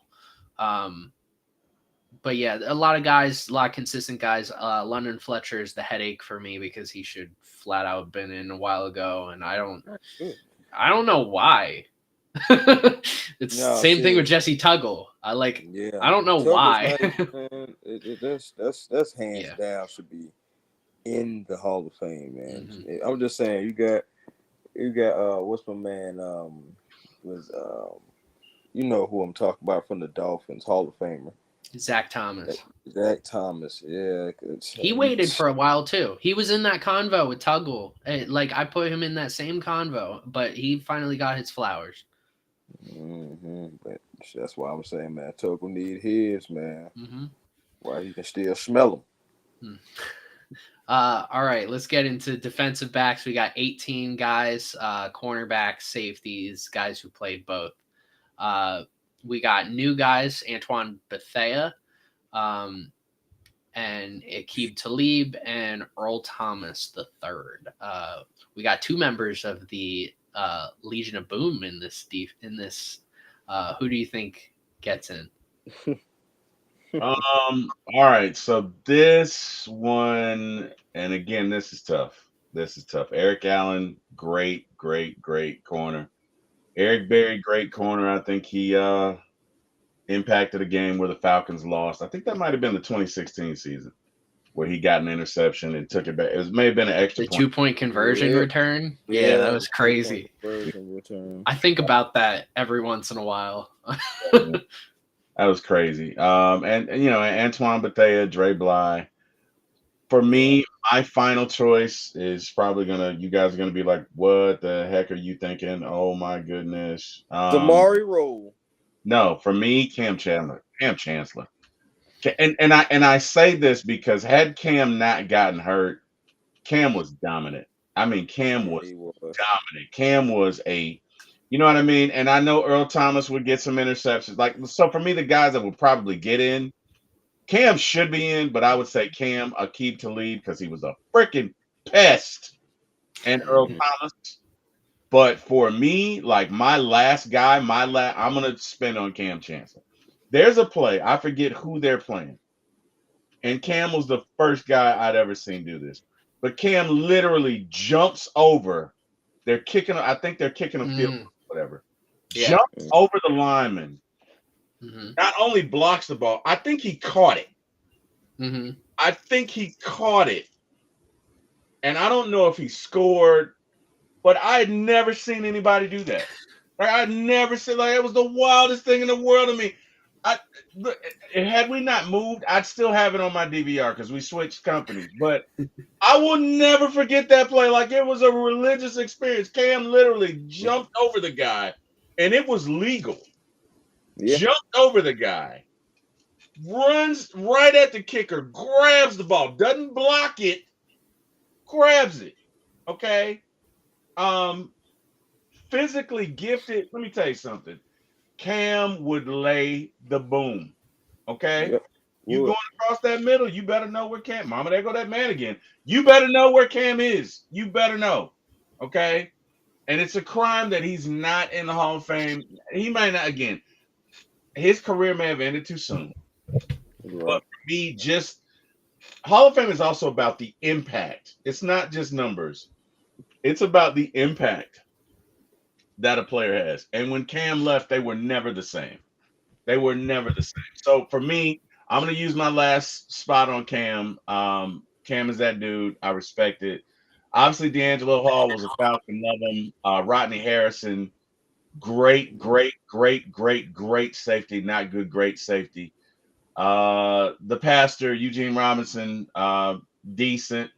Smyro, again, another good one. Bob Sanders is not talked about, but had he not been injured, I think he's one of the three best or four best safeties of all time. Like between him, You want to uh, talk about later boom? And yeah, Bob used to do it too. Bob, and but not only that, Bob could go get it, right? So Yeah. there was what's his name with the hair? What Troy, what's Troy's last name? Palomalu. Troy Polamalu, Bob Sanders, and one other guy I can't think of, but in the 90s, like or late 90s, early 2000s, they would go and get what's his name? The ball hawking Ed Reed. But at at their heyday, it was Troy, Ed, and Bob Sanders. And I think Bob played for the Colts. Bob could go get it. Bob would lay the wood. Bob just couldn't stay healthy because Yeah. he was short and stat and he would hurt himself. But let me tell you something. Bob was again, you know what? I'm gonna say who should be in, like in my humble opinion, Cam, Bob, Akeem, and Earl Thomas. Akeem Talib was I hated when the Falcons played. I hated it. God, because he would always just talk shit. He is like if there was a shit talking Hall of Fame, Akeem Talib is number one. You if he was not on your team, you hated him. Didn't he snatch somebody's chain? Whose chain did he snatch? Michael Michael Crabtree. Crab. That Michael Crab. Oh my God. And then Earl Thomas, again, probably one of the best to do it. I'm partial to defensive backs, but yeah, as far as I'm concerned, Cam should be in, Bob Sanders should be in, and no disrespect to anybody. And Darren Woodson. I can't believe Darren Woodson's not already in there. It's crazy. Man, That that's stupid. Um, I just realized why the hell is Darren Woodson not anyway? hmm That's just bullshit. Anyway, I'm sorry. I'm getting my Jordan on now because I'm partial to defensive back, and that is bullshit that Darren Woodson isn't on there. And you know what? To the NFL, you get the finger for that. Like that's BS. Anyway, I'm spending way too much time. All right, Cam's my guy. He's my fifth pick. Love me some Cam Chancellor again. I believe the Hall of Fame is also about impact, and that Legion of Boom took them to two Super Bowls. But Cam was that. Cam was the man. I know Richard would go and get the interceptions. Earl Thomas would too. But you ask anybody going across the middle during that time who they looking for, it's gonna be Mr. Cam Chancellor, Akeem Talib, and Earl Thomas. That's what I have to say about it. My five is complete. Chris, what say you, sir? Shoot, man. Honestly, since Cam was definitely a player I was looking at, you already Wait, really made the case for Chris, him. hang on one sec. Hang on one sec. What's that? Was Darren Woodson the guy that was involved in the? I just thought about it. Was he involved with the sex Stuff thing? in Vegas. No, that was Darren Sharper. That Yeah, was it. sharp. Okay, yes, Darren Woodson should be in there. Okay, Which I know he's. I just noticed. So all right, there was the issue ever when he got put into the nominees. I think it was last year or the year before. Because he ended up going like all the way to being a finalist, and this was during that whole situation. And there was this everybody was like crying and being like, why is he even a finalist? And all right, I get exactly why the Pro Football Hall of Fame is going this far, because they're only looking at their Hall of Fame career. That's exactly what we do at Old Legacy with the Gridiron Hall of Fame and all our Hall of Fames. We don't look at, like, that's why someone like O.J. Simpson is in our Hall of Fame. We're not looking at what they did outside of football, only their football career. Right. So I get what they're saying, but the Pro Football Hall of Fame is also like a public, like everybody is going to know it. If Darren Sharper were to hypothetically be inducted, you know that he's probably not going to show up at his induction ceremony. So that's more than likely why he's not even a nominee now. No, I get it, and I don't think he should be. You know what I mean? I mean, again, the egregiousness of what Darren did, that's disgusting. You know what I mean? But you could whatever. I'm not even gonna make that argument. That's disgusting. I'm gonna leave it right there. Go ahead, dude. That's disgusting. I'm sorry, Chris. You were talking. I didn't interrupt you. I just had a thought. Go ahead, Chris. Sorry about that. It's all good, man. Again, like I said, Cam was a player I definitely was looking at. You can definitely make an argument for him because, again, he was dominant. And you can arguably say the Legion of Boom really isn't fully the Legion of Boom without Cam. Like, seriously, you think about Browner, you think about Sherman, and you think about Thomas. Cam made all their jobs easier. Yeah, because Cam would lay the wood, man. Yeah, he really, yeah, man. So he made everybody's job easier, seriously. Because even if you made a mistake, he was gonna make them pay, and show you how it's done. So it's just like it's hard not to choose Cam. Eric Allen, glad that he was a finalist. Same thing. Ward Woodson. And you got Rodney Harrison, man. That's tough. It's definitely tough. I think honestly, all those names like probably get in the next few years. Maybe it'll take a little longer for some. Charles Tillman is also an underrated name in there. Troy Vincent. Shoot, man, because Troy Vincent, man, he can. Yeah, that was a football player. You can't even just put a really a classification on him, man. Oh, yeah, Cam, Eric Allen, Rodney Harrison, I think Earl Thomas and Darren Woodson. I think before 2030, I think all those guys possibly may slide in. Seriously. But this year, you honestly probably either Darren Woodson or Rodney Harrison for this year. Yeah. I think we're about to get backed up on defensive backs. Because my thought process since Palomalu, Ed Reed, Brian Dawkins, since all of them left, is that we are right now in the worst era of safeties in NFL history. I mean, out of the last decades, so since 2014, so that means you're taking away a couple good years from Cam Chancellor and Earl Thomas. Is Harrison Smith really the best safety? Like, I mean, who really has an argument against him? He's got everything. I mean, he's got some postseason success. He's got his stats. He's one interception away from Pat Pete for the most of active players. He's got the accolades too. It sucks. Harrison Smith is a great safety. He's gonna probably be in the Hall of Fame one day. But really? So, all right, that's my thought process going into this. So that means here's a couple guys who are on the 2010s All-Decade team. Eric Berry's on it. Earl Thomas is on it. I don't think Eric Berry should have been on the 2010s All-Decade team. That was my own opinion when that first came out. I don't think he should have been on it. Earl Thomas was one of the best free safeties of the 2010s. I mean, you could have the argument that he is the best free safety of. I have focus on free safety because there is a lot of good strong safeties, especially with the style of strong safeties being used lately. And I think out of every single player on here, Aqib Talib probably has the greatest resume. He is. I'm pretty sure he's the most pick sixes in NFL history, or he had some sort of record when he was at Denver, but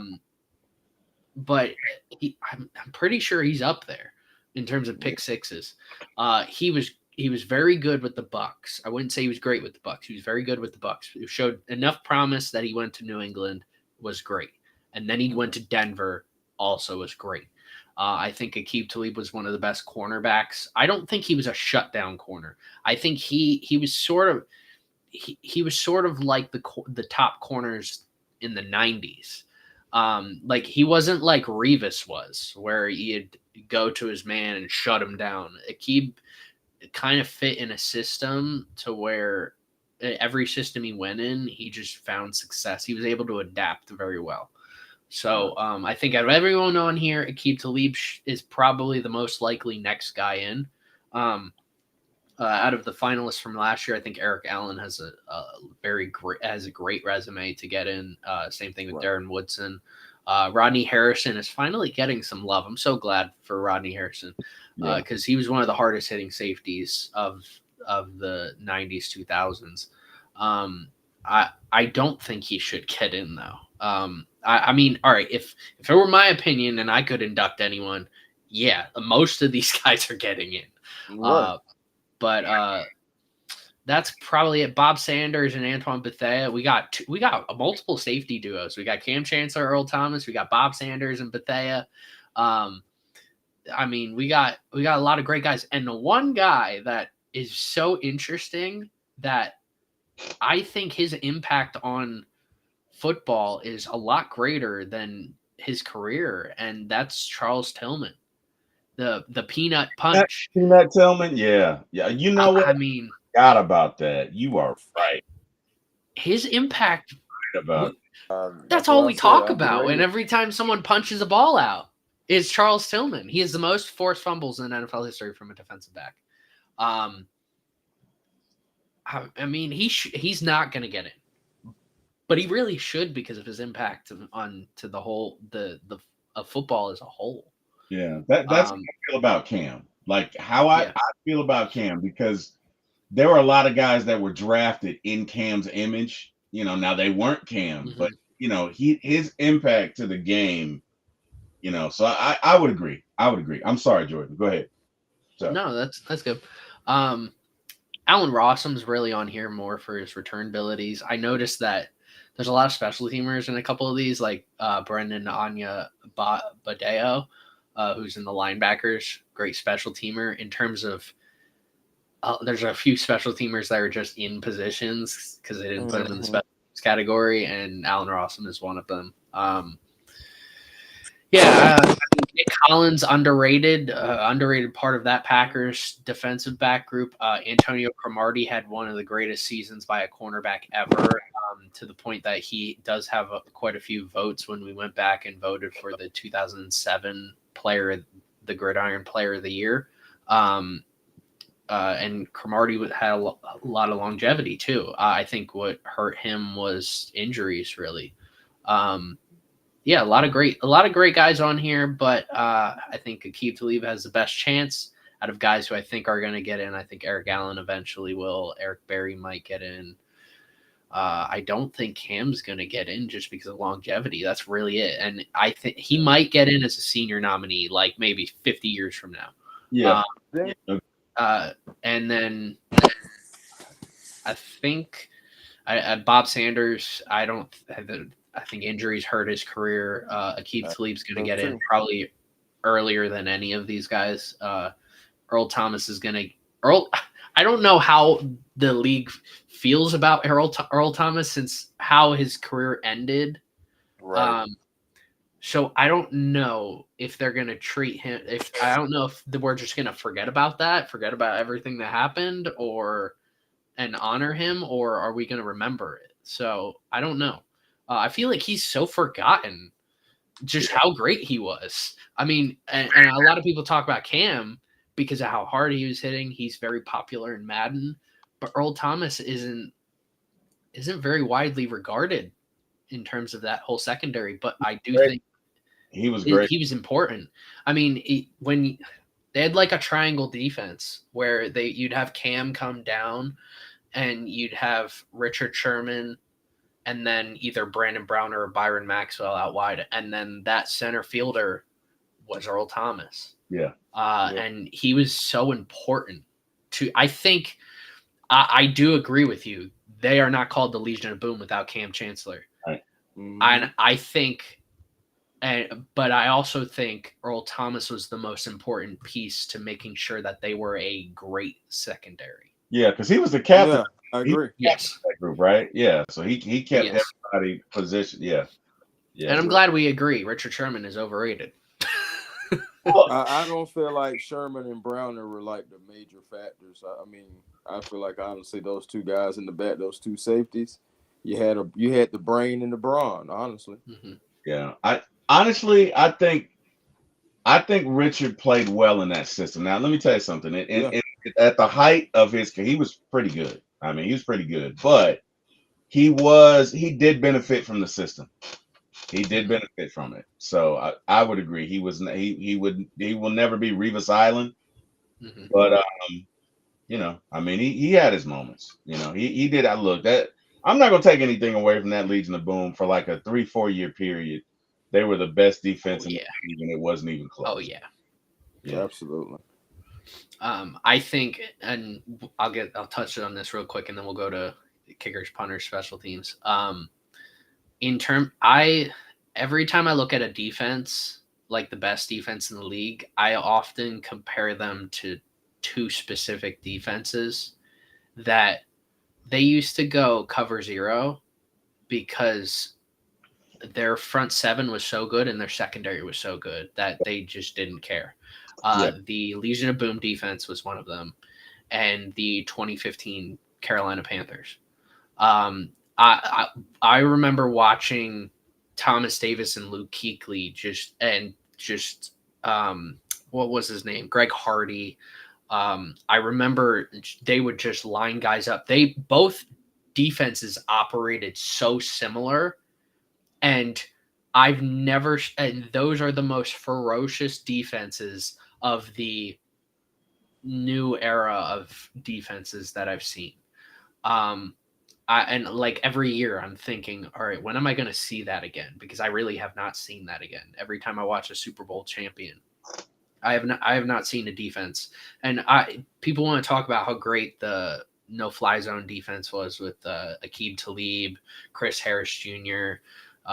They had a great defense, but I don't look at that defense the same way I look at the Legion of Boom or that Carolina Panthers defense. I do think if that Panthers offense is better, has some weapons to give Cam Newton outside of Greg Olsen, that they could have won that Super Bowl, especially with how low scoring of a game that was. Those two defenses are so ferocious. They were two of the best that I've ever seen. Yeah.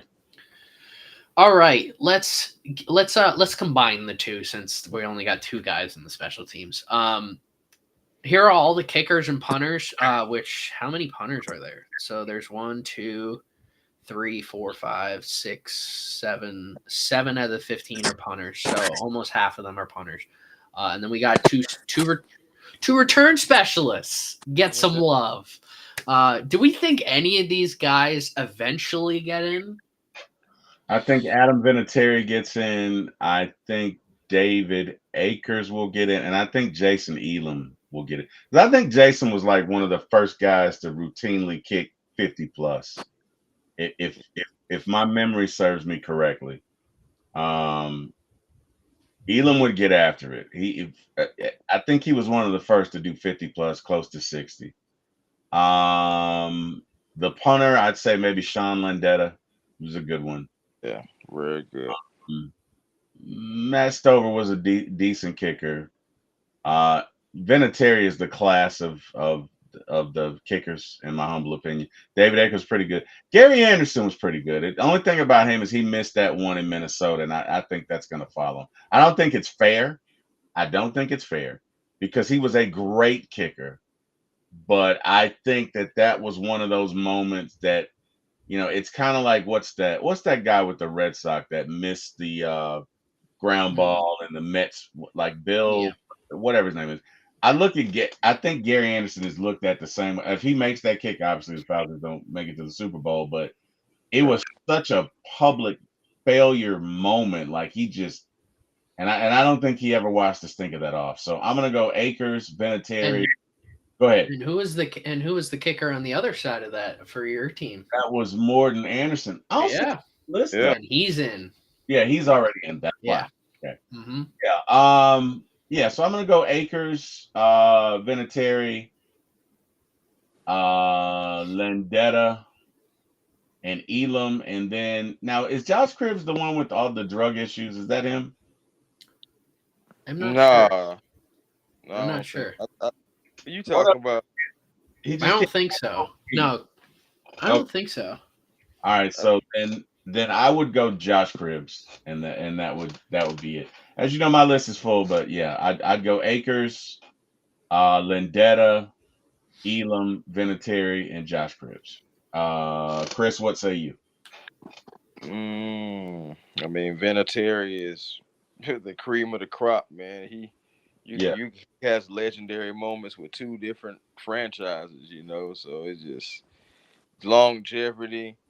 I mean, of course, he's a kicker, but still, longevity won so much. The guy just won wherever he went, man.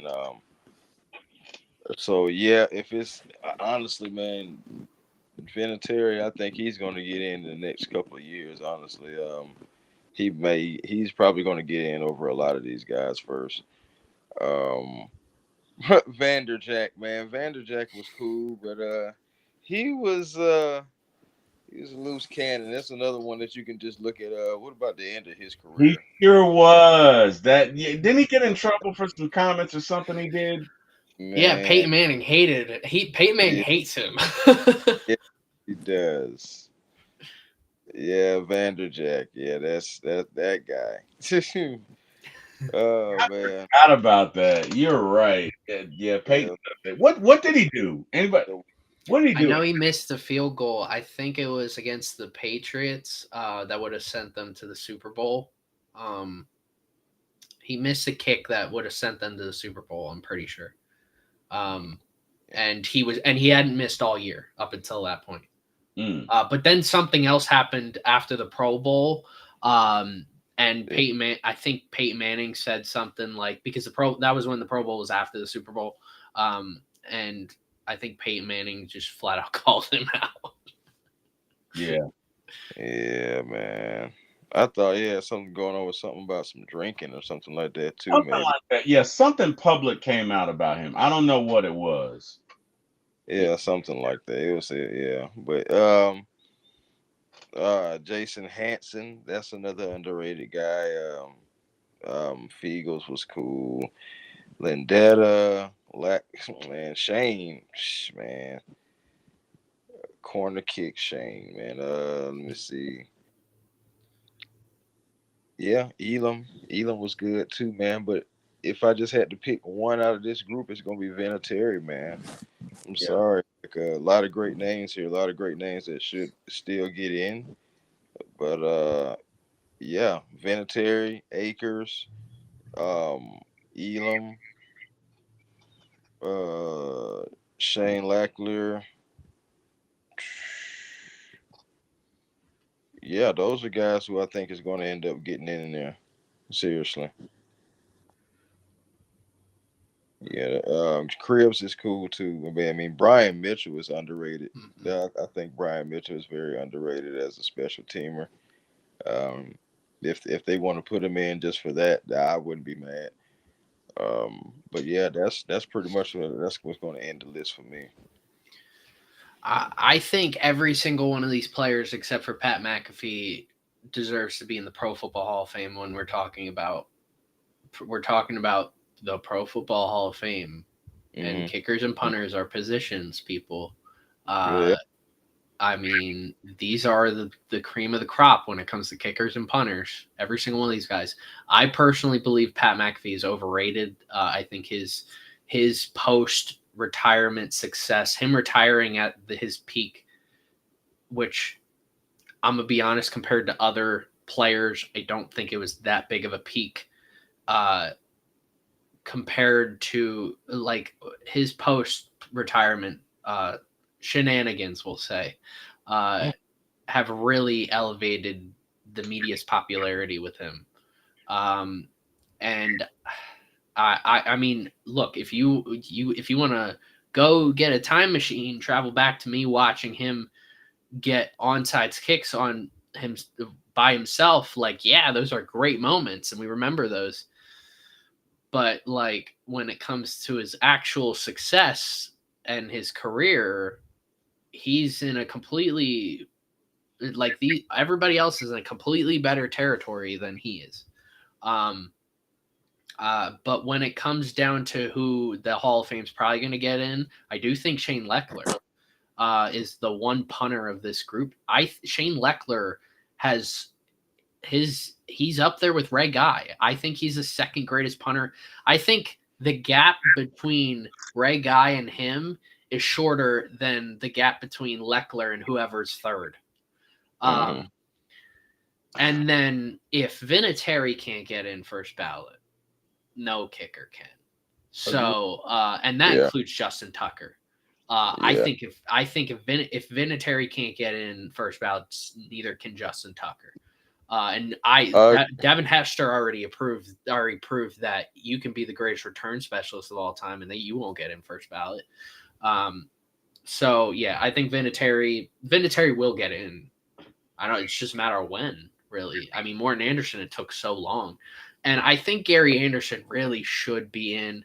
I think if roles are reversed and Morton Anderson misses a kick and Gary Anderson makes the kick and sends the Vikings to the Super Bowl, that Gary Anderson's in the Hall of Fame and not Morton Anderson. Agreed. And Yeah. and that's not that's not saying either one is better than the other.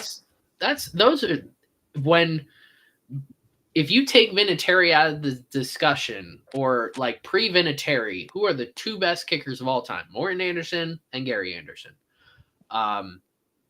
So yeah, I think Gary Anderson should be in. And then when it comes to special teams, I think there's a list of return specialists and just special teamers in general that should be in. I feel the same way. I think these are two of the best return specialists of all time. Dante Hall is not a nominee. Yeah, that's strange. So Brian Mitchell, out of everybody, Brian Mitchell should be in because he's got the return yardage record. Right. So he should be in. After that, we'll consider your Josh Cribbs, your Dante Halls. So yeah, Brian Mitchell should be in, but because Brian Mitchell hasn't been a finalist, has he ever been a finalist? I don't know.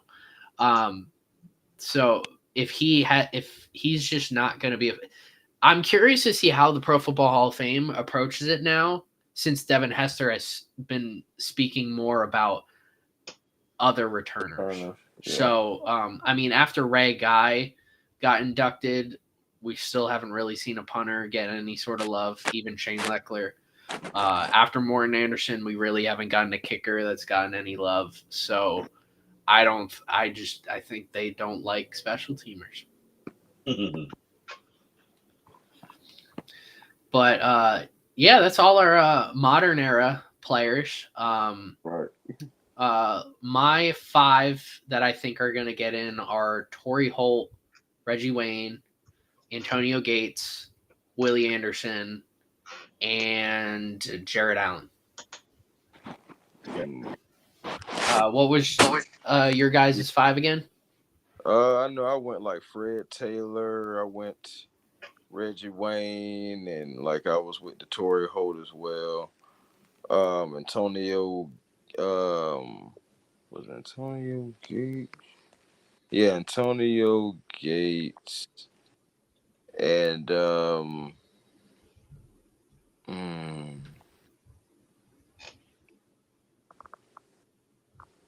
no, I remember I said I don't think the offensive lineman. Defensive lineman. Terrell Suggs. Yeah, Terrell Suggs. Yeah, I T. Will, think how about you? mine were as Dion would say, I believe in Eli. No, I'm kidding. I'm Oh gosh, he did used to say that. gonna go Eli Manning, Marshawn Lynch, Darren Sproles, Steve Smith, and that mama. There goes that man again, Mr. Cam Chancellor. Those were my 5 picks. So there you All go. right. So we're not gonna go over like we did. We're not gonna go over the senior nominees the same Just way we like that. did the modern era, because otherwise we'd be here until like 10 o'clock at night. Um, can you see the senior player nominees? Yes. Okay. Big and All bold. right. So, all right, this list is bigger um, than the modern era. Obviously, it's 183 players. I do love that this year they're kind of telling us how they're breaking it down. Um, Now, this is anyone who is, they had to have last played 25 years.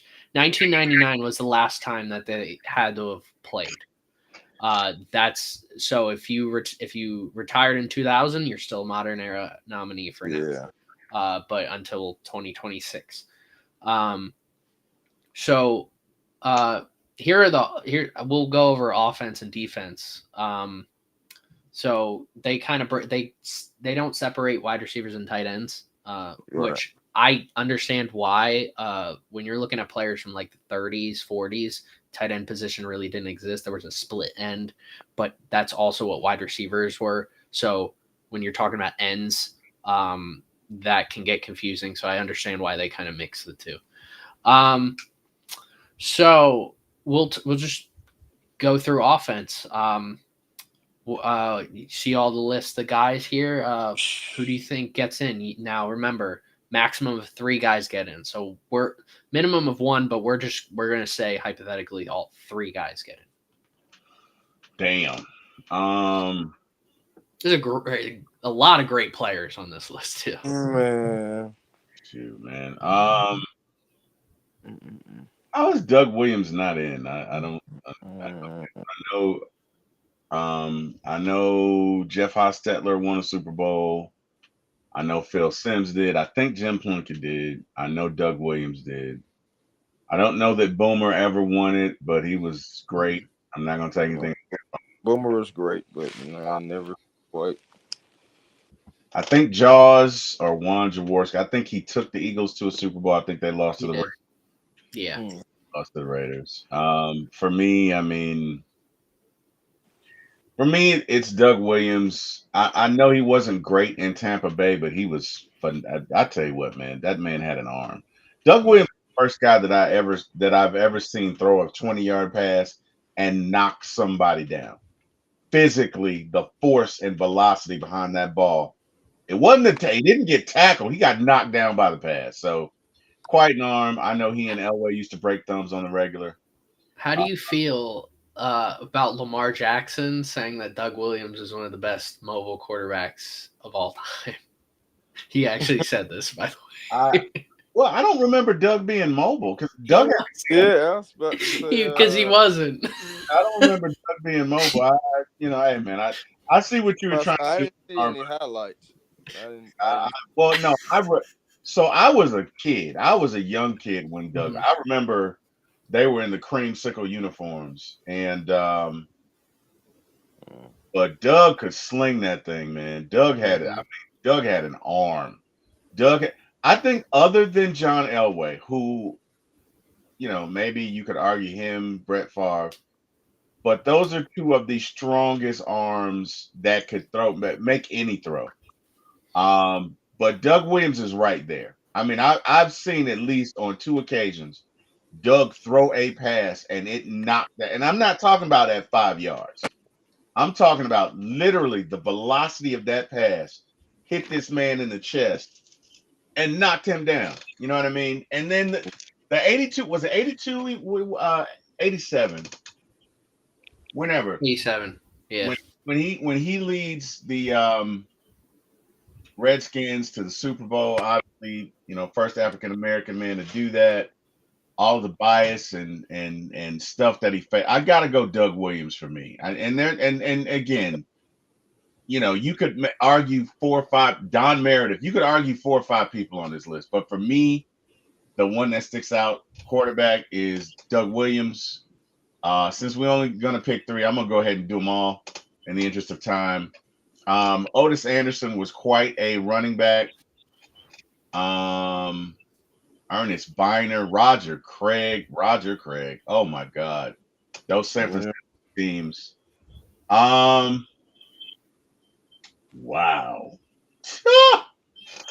We're gonna get 3, huh? Damn.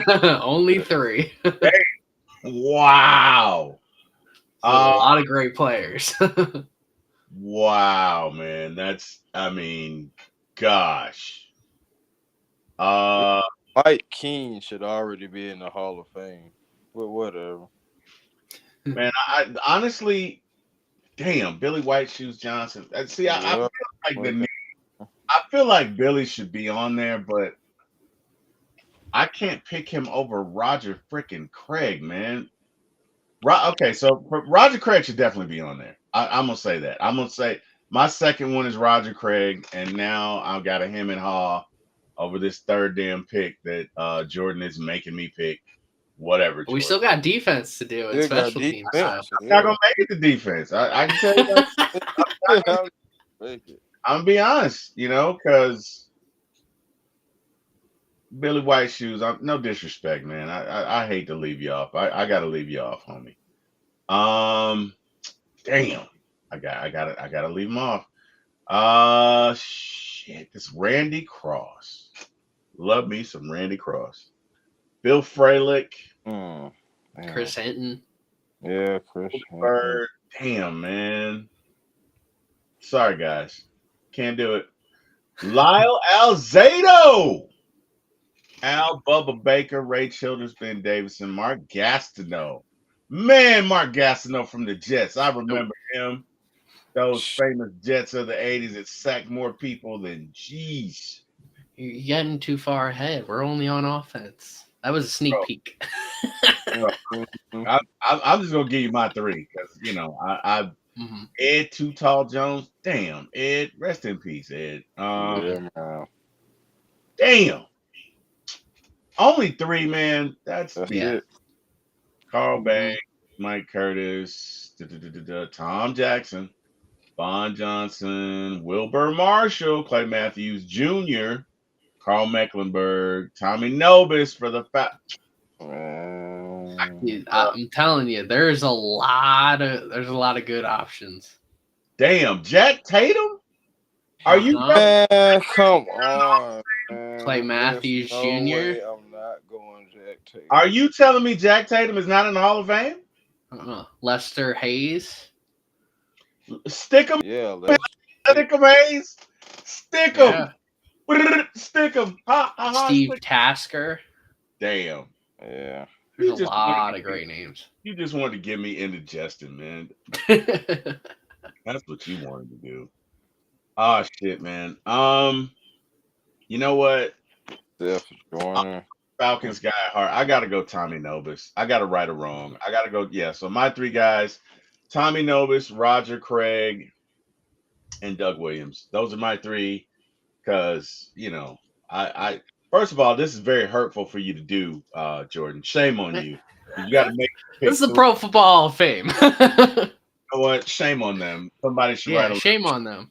I'm writing my congressman. This is bullshit. Half these guys should be on here, and that's just wrong. And I didn't even get to the kickers. Sorry, guys.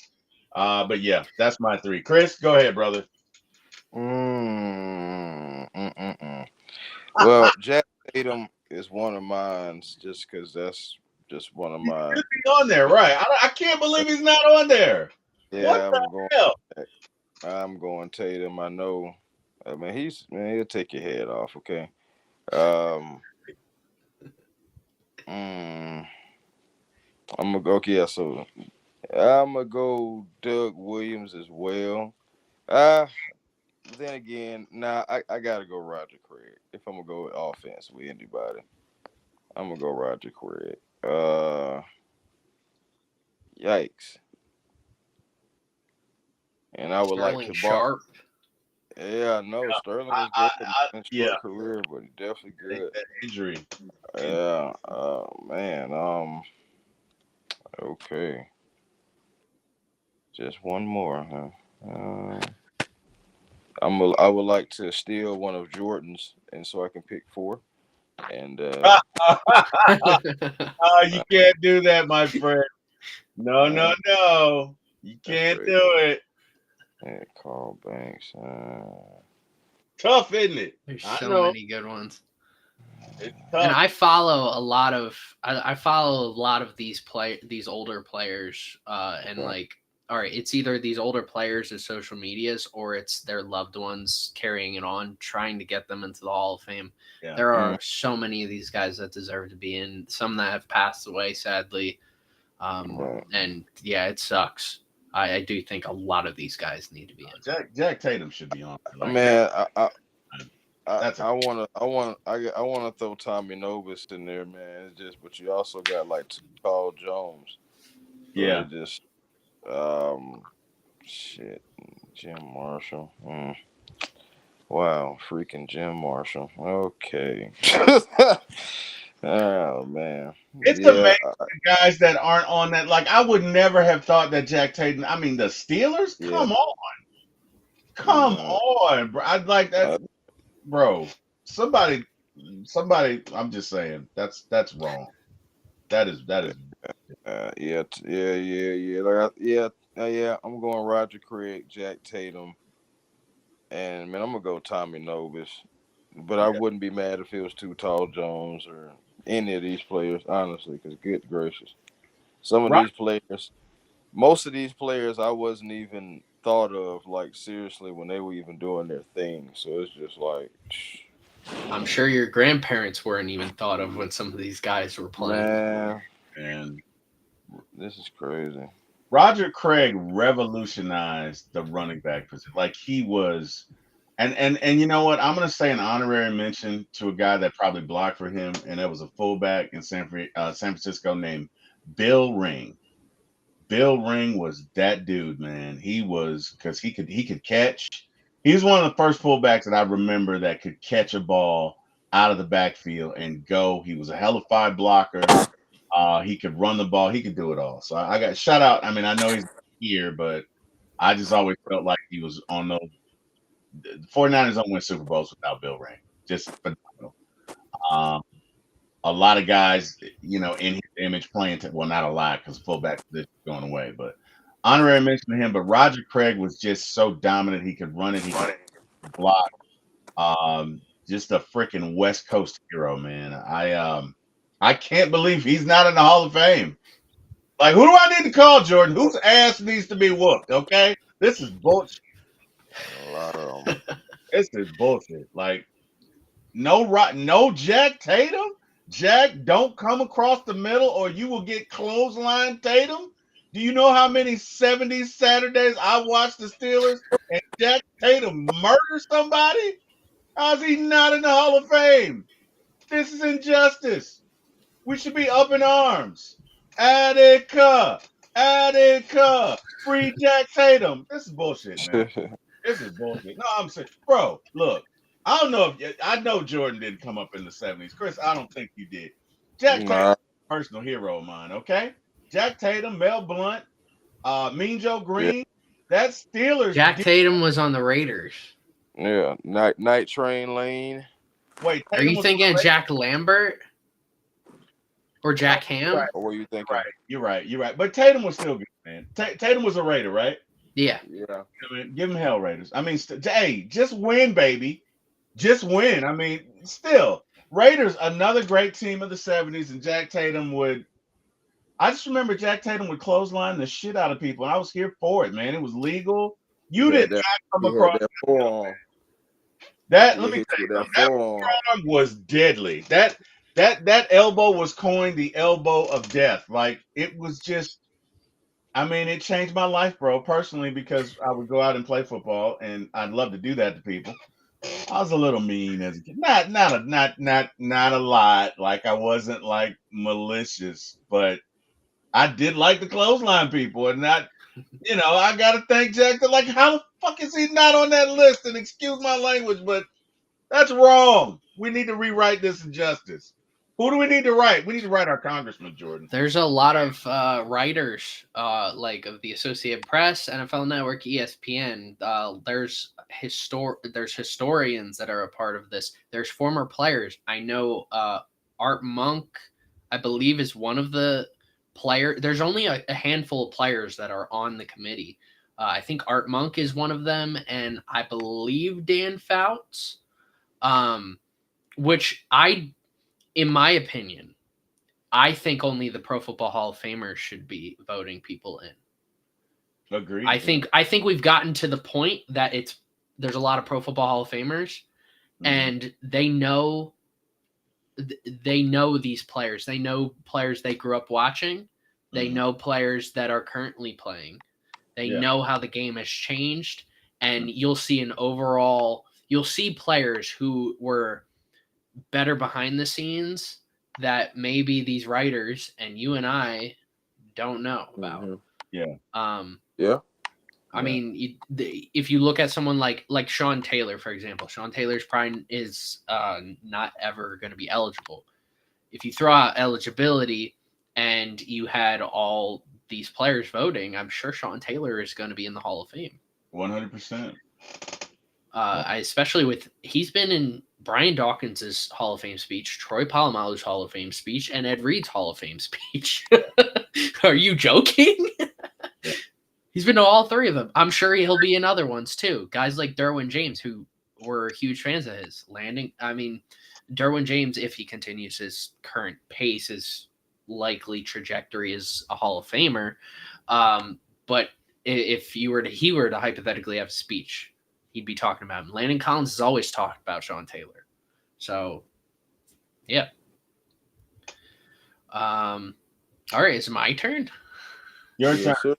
Okay. All right, let's just go with quarterbacks real quickly. I think this is probably one of the worst positions that are listed. I think Ken Anderson should be in, Charlie Connerly should be in, Boomer Esiason should be in, Roman Gabriel should be in. James Harris definitely does not need to be in. Bobby Hibbert doesn't need to be in. Jeff Hostetler doesn't need to be in. Ron Jaworski, I don't think so. Jack Kemp, he's got an argument for his days in the AFL. Dave Craig, no. Daryl LaMonica, I think, is the surefire best quarterback on this list. I think he should have been in years ago. We're going back, and I said this before, we're going back as Old Legacy. We're going back and looking and voting for our players of the year. So the Gridiron Player of the Year, we have a whole list we have everything from 1970 to now. When I first started this, I didn't want to have a most valuable player because I feel like that's the wrong wording. I wanted to determine who was the best player of the year. And so we vote on it. And I'm preparing for when we do we've gotten 1970 to now. So I'm preparing for when we get into the 60s, because we're going to have a separate AFL and NFL players of the year. And I've looked at LaMonica, and he's in like he's like my pick for like 5 years.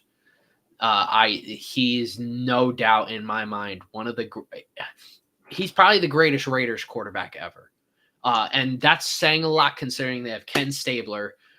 Rich Gannon played well for a very short period of time. Jim Plunkett was there, who's also on this list. But I think LaMonica was just on another level. Don Meredith, solid career. I don't think he's going to get in. Jim Plunkett, I think the rings really carry him. But I don't think he gets in. Phil Simms should be in. Joe Theismann should be in. Doug Williams should be in. I think LaMonica out of all these guys. But none of these quarterbacks are going to be my pick. Running backs, Alan Amici. You can't talk about the greatest. If you Google the greatest game ever played, you're going to find the 1958 NFL championship game between the Colts and the Giants. You can't talk about that game without Alan Amici. He's one of the greatest fullbacks, running backs, whatever you want to call him, of all time. He should have been in a while ago. You can't talk about that Colts team without him. Otis Anderson, longevity, man. I mean, we don't even talk about his Cardinals days. We talk about his Giants days, and he was great with both of them. John Arnett, no. Larry Brown, his MVP really carries him, especially 1972 when we had the Dolphins. He gets carried by that. Timmy Brown, great all-around player. I don't think he'll get in. Ernest Biner, no. Roger Craig is gonna more than likely be one of my three. He redefined, like you said, he redefined the running back position. He was a game changer. That 1,000 yard season, even if you take that away, he still has an amazing career. He has everything you need to be in the Hall of Fame. So why isn't he? John David Crow, he's got the stats. That's really it. Clem Daniels, great AFL running back, probably should be in. Hugh Dixon is the first name on any of these lists I've never seen. So I will have to research him. That's hard to stump me. I know a lot of great players. I've never heard of him. Chuck Foreman, great running back. I don't think he'll get in. Willie Gallimore, more than likely not. Pat Harder is a great name. He should probably be in. Marv Hubbard, no. Cecil Isbell also played quarterback. So, all right, this one's an interesting one. So with my projected stats, the record for the most passing touchdowns in a season would go to Cecil Isbell in 1942 when he was throwing to Don Hudson. Isbell was great for a short period of time. If I were to compare him to a player more recently playing, probably Andrew Luck, but this guy was winning rings and awards in like a 4 or 5 year time period. He should have been in a long time ago because Arnie Herber's in, another Packer legend who threw to Don Hudson. Don Hudson carried every quarterback who threw to him. But yeah, Cecil Isbell should have been in. Darryl Johnston. I mean, we can't talk about the run game of the Cowboys without him. Verne Llewellyn, yeah, he should be in. Christian Okoye, absolutely the Nigerian Nightmare, man. I remember him. Nightmare.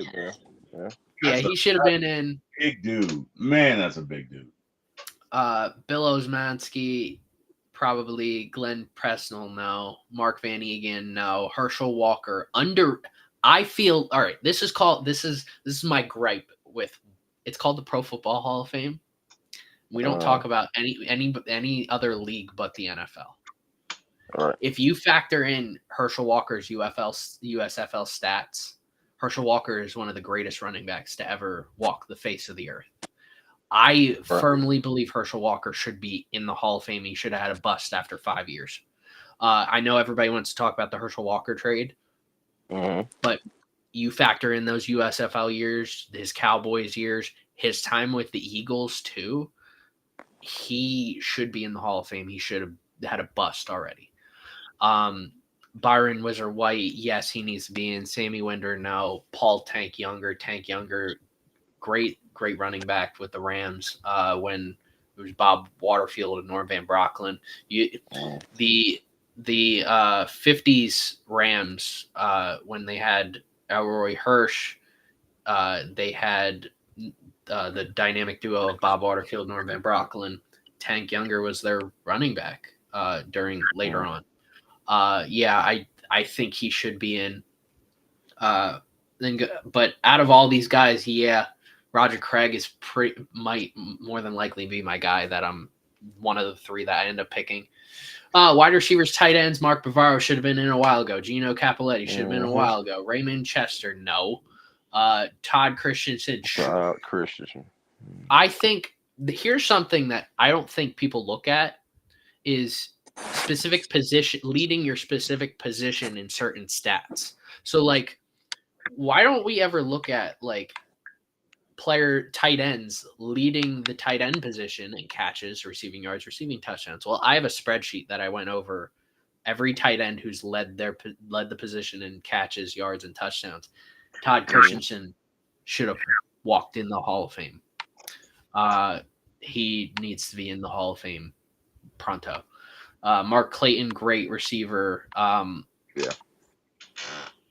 Should he be in? That's probably a big question mark for me.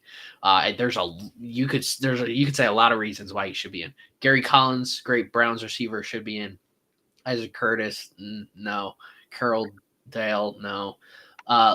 Lavi Dilwig, he's on the 1920s or 30s all-decade team. I believe, my firm belief is if you ever make an all-decade team, you should be in the Hall of Fame because that means you were the best for a 10-year time period. What else do you want? Boyd Dowler. Exactly.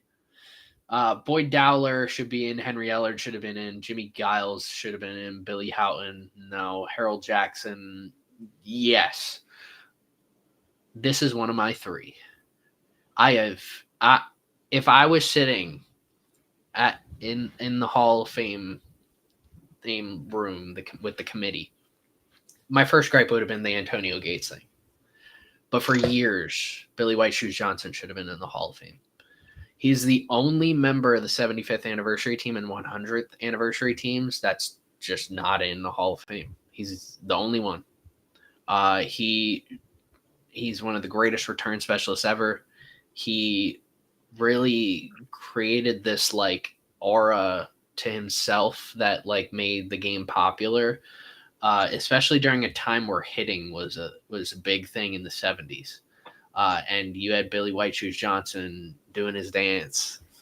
Doing my honorary Billy White Shoes. You can't see it, but I'm doing my Billy White Shoes Johnson thing. Right. Shout out to you, Billy White Shoes. This is for you. Yep. Okay. Billy White Shoes needs to be in yesterday. I mean, I don't know how the same committee who does the 75th, the anniversary teams, also says that Billy White Shoes Johnson isn't a Hall of Famer. Like, you can't talk to me straight to my face and tell me that. So yeah, that's one of my three. Brent Jones. He's one of the main reasons I started watching the Falcons was, because he played in the 70s. And let me tell you, the first time I saw him take a touchdown and do that, I was spellbound. I had to be 7 or 8, and I'm like, I'm watching it, you know what I mean? And, back then, my dad was one of those to not be flashy because I wanted to stand up and do it. And my dad was like, don't you dare. Don't you sit down. I was in my seat like, go Billy, go Billy. And I like that was, yeah, man. So I wanted to put him in, but again, you only gave me 3, damn it. So anyway, shame on you, Jordan. You only gave me 3. Yeah, shame on me. I feel like I betrayed Billy White Shoes, damn it. But go ahead, Jordan. I'm sorry. All good. Brent Jones, no. Homer Jones, no. Ken Kavanaugh had one really good year, no. Stanley Morgan, yes. Art Powell. I had this. If you go back to the YouTube video I've done, I was going over last year's 3 finalists, and I correctly predicted the 2 of the 3 would get in, and that Art Powell would not get in. I think he was very good for his era. And I used projected stats to kind of show how good he was. He's very good for his era. But I knew that he wasn't going to get in. I knew the Pro Football Hall of Fame wasn't going to look at that. Right. Mike Quick, I don't think Mike Quick should be in the Hall of Fame. I know a lot of Eagles fans love Mike Quick. I like watching old highlights of Mike Quick. I just don't think he did enough for the whole league as a whole. I'll definitely vote him into the Gridiron Hall of Fame, definitely. Bob Scarpito, no. Sterling Sharp, really? Sterling Sharp should have been in years ago. Even Shannon Sharp says that he can't believe the better Sharp isn't in the Hall of Fame. Right. Yeah, he should have been in. He might end up being one of my 3. Del Schaffner should have been in. Pat Stud still. Yeah.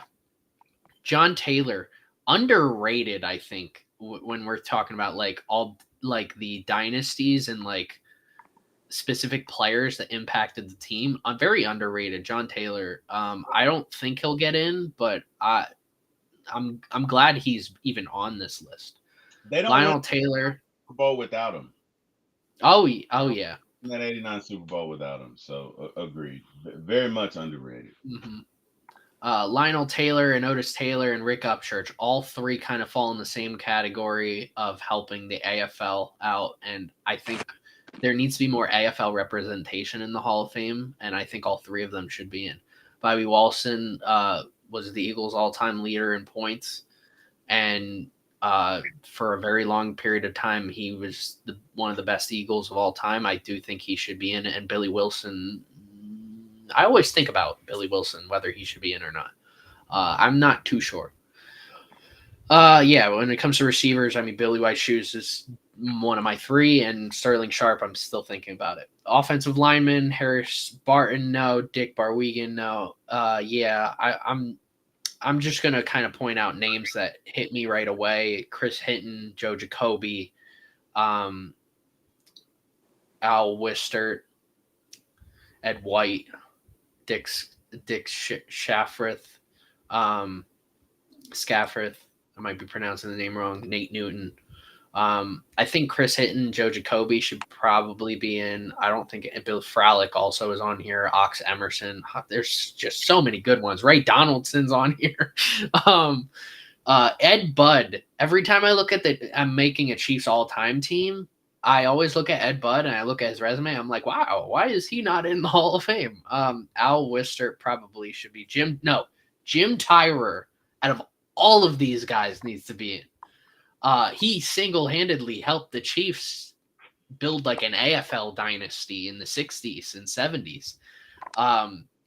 He really helped block for Len Dawson, and he was a very important part to that offense.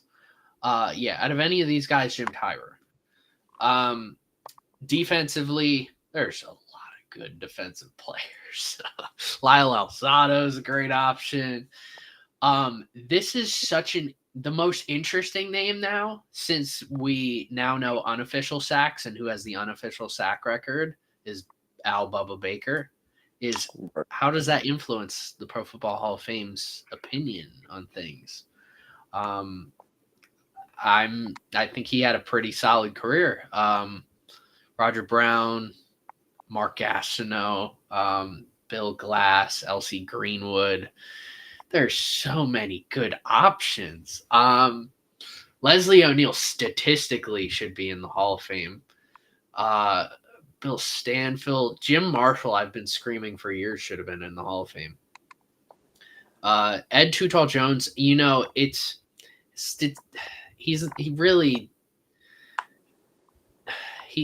doesn't have the longevity and the list of accolades to throw him in the Hall of Fame, and I think his popularity is the reason why he's even on here. And I'll be the one to say that. Out of all these guys, Jim Marshall, yeah, he's been a guy that since I think for over 10 years, I've been saying, why is Jim Marshall not in the Hall of Fame? And since unofficial sacks became notable, that's proving me right. He's part of the Purple People Eaters defense, and he really should be in. Linebackers, Carl Banks, great option. Maxie Bowen, great option. Bill Berge, I met Bill Berge, awesome guy. I have his autograph. Dan Connors, solid. Mike Curtis, no. Joe Fortunato, I think he should have been in. Larry Grantham should have been in. Tom Jackson should have been in. Vaughn Johnson should have been in. Leroy Jordan should have been in.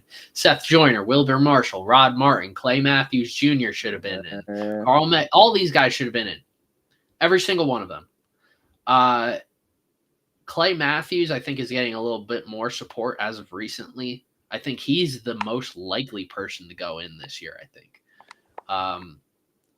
I don't think any of these – I think there are a lot of players at other positions, though, that I would pick over everybody in the linebackers. And that's not saying that this is weak. There's depth in this linebacking group. I don't think there's one name in particular that stands out to me like in other positions. Let's see. And then defense backs, Dick Anderson. I helped out the 72 Dolphins a lot. Bobby Boyd, great option. Joey Browner, awesome. Duron Cherry, awesome. Nolan Cromwell, Thom Darden, Don Dahl, Pat Fisher, Dave Grayson. There's so many good DBs. Merton Hanks, Lester Hayes. Lester Hayes is one of my three. Lester Hayes, I know people are going to talk about the Stickum, but why is Fred Biletnikoff in then? Yeah. I'm a firm believer that and I said this just on Sunday, that the gloves that the NFL players wear now are as effective as Stickum was. If anything, the gloves now are even better than Stickum was, because Stickum you had to actually like lather yourself up in. But Lester Hayes has the greatest season by a defensive back ever. He had, what was it? He had 13 interceptions. I think he had like 19 interceptions in total on the whole season, including the playoffs. And nobody's even frankly close. Nobody's ever been close to him. Even after the Stickum got outlawed, he still was a dominant corner. So, yeah, I think Lester Hayes should be in. I will scream on my knees in front of the Pro Football Hall of Fame, put Lester in the Hall of Fame. I've supported Ed Meador. I'm probably pronouncing that name, but I've followed his Facebook page since I got a Facebook, because I remember researching the Rams history, and I thought, wow, this guy's got a Hall of Fame resume. And for years, his family's been trying to get him in the Hall of Fame, and I think he's got a really good resume to be put into the Hall of Fame. Yeah, a lot of these guys should be in the Hall of Fame. I think the majority of them I look at and I'm like, wow, I can't believe they're not in the Hall. And shout out to the chat, man, too. Shout out to the chat. We don't have the Dixon Raid come through the Dixon Raid. Man, man, Ryan, the historian in here. I figured you end up popping in here. This is your type of topic right here. So yeah, man. We gotta get Ryan in here one day too, man. Seriously. Yeah, so shout out to everybody in the chat, man. Yeah, shout out to everybody in the chat. Thanks for coming out here. We're just wrapping up now. Lester Hayes is one of my DBs. That's one of my 3 picks. Kickers, punters. The list should be bigger than just these 3 guys. That's laughable. I think these guys should be in the Hall of Fame. Like I said before with the kickers and punters, I think if we're talking about the greatest kickers and punters of all time, these are the greatest kickers and punters of all time. And then special teamers, Mel Gray, I kind of put in the same conversation as Billy White Shoes Johnson, one of the original great pure returners. And he should be in. And then Steve Tasker should have been in a while ago. The fact that Devin Hester is in now proves to me Steve Tasker should be in. Steve Tasker and Matthew Slater are the 2 greatest gunners of all time. And it's those 2 and everybody else. And both of them are Hall of Famers. Both of them should be in the Hall of Fame. And this third option, I don't even know. I love Roger Craig as an option, Sterling Sharp as an option, Jim Marshall, Steve Tasker. I think that group right there. It's so many, man. It's so many. I love all those options, and I think I'm gonna stick with what I've been going with for over 10 years now. And Jim Marshall is gonna be the third guy for me. But really, I will heavily pursue Billy White Shoes Johnson and Lester Hayes being in the Hall of Fame, and they should have been in years ago. Yep. But yeah, those are our picks for our senior nominees and the modern era nominees. So Yeah, um tough job. yeah. Oh yeah. So what do you guys think? What do you guys think of the Pro Football Hall of Fame as a whole? Very subjective. Very subjective. Um, mm, It's mm. tough. It's tough. Like I'm not there. I'm not on the committee. A lot of these guys that are here, I watched play as a kid. And so I can admit, some of these guys were my heroes growing up. So I'm glad I don't have that as an occupation because that's tough, man. Some of these guys are Yeah. like it is just criminal that Roger Craig is. I don't understand. Again, for those of you who are not old enough to know, Roger Craig ran the best routes as a running back I've ever seen. Um, Yeah, he did his thing. hole. He was as fast as lightning. He could run you over. He could run around you. He was perfect for that West Coast offense. And I don't think that they have a dynasty without him. And I just think that I think it's a shame that he's not in there. I think it's a shame that Jack Tatum, of all people, Jack Tatum, okay, Jack Tatum. I cannot tell you how many highlights, and we didn't have ESPN in the 70s. Okay, we had 3 channels total before cable. Okay, 3, 4 max, and I watched a lot of Raiders games growing up, man. I watched a lot of Falcons games, but Jack Tatum was that dude, man. I cannot believe he is not in the Hall of Fame. Like, so I don't know. I don't envy those who have to make that selection, but to me, it's like there seems to be a lot of gatekeeping going on. Like, I don't understand. I don't understand how Doug Williams is not in the Hall of Fame. I really don't. I don't, and I could agree. Boom should be.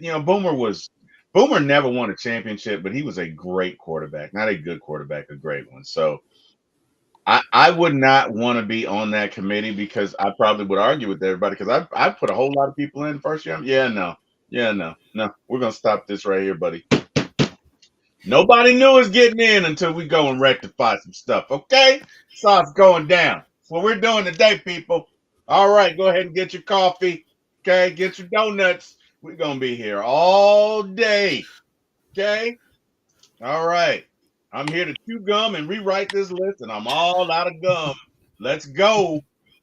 So no, I don't, bro. Even look at bro. Look at this list. Like look at this list, right? Look at. I mean, you could argue Otis Anderson. No Roger Craig. Like, come on, Christian Okoye. You know how many people Christian Okoye ran over? There's some guys he's probably still giving nightmares to right now. Like that dude was. Oh my God, Christian Okoye is not on that list. Mark Bavaro, didn't he win 2 rings with the Giants with Bill Parcells? Yeah. Oh, just one. I thought he won 2. Todd Christensen, Henry Ellard. I remember him. Billy White Shoes Johnson is not on that list. Are you kidding me? I just realized there's one name that's not on this list on either list, and he should be in the modern era list if anything. Let me double check real quick if he's even on this list. He is not on this list. Wow, Mike Allstott. Yeah, I don't understand. I really don't understand. That's another one. Yeah, Mike He- and Allstott, we trust. I cannot believe that. All right, so I'm gonna admit this. I'm gonna admit this. I'm going to admit this. And Chris is probably gonna kick me out of the club. Okay. Mhm. And Chris is my partner. Chris is my friend. I'm tight with Chris, but I think Chris is gonna block my number after this. I did in the early 2000s. I did have a lapse in judgment and purchase a Mike Allstott jersey.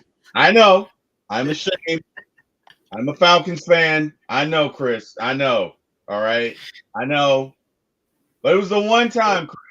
Okay, Hey, that's you, man. Hey, I ain't got nothing to say. I love see right. That right there is disapproval, I Jordan. ain't got nothing to say, man. That is 'cause he's my friend. Like if he wasn't my friend, he'd be like, "I can't believe you did this."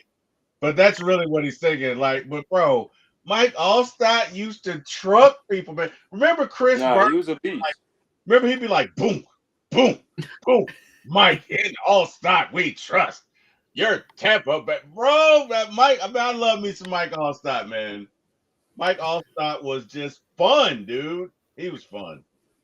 He was fun. Yeah. I mean, when you're talking about like fullbacks since when was the last time we had a fullback inducted into the Hall of Fame? It's probably not in the last, not this century. Yeah, no. I mean, that it sucks Yeah, because when you're looking at like fullbacks, like, all right, if you want to go back to probably the 90s is where that trend started to change. Daryl Johnson should probably be in. yeah, And then later on, we get into the 2000s. Mike Allstott is the best fullback. He's better than Juszczyk. Juszczyk should be in the Hall of Fame when he retires because he's been the best fullback for the last decade. I mean, we didn't get even this was the 2010s all decade team was the first all decade team where we didn't get a fullback, and Juszczyk should have been in there. There's a list of fullbacks, but then there's Mike Allstott. That's just he redefined the position, and he brought it back to a time that it used to be. Mm-hmm. And he's got the numbers. He does have the numbers that Mike he was that and dude, man. Mike because he could run it, A-Train. block, he could catch, he was a Mm-hmm. receiver, like he was everything, dude. And not only that, but he's the first fullback. Well, not the first, but he's one of the few that I can remember. It was fun to watch him.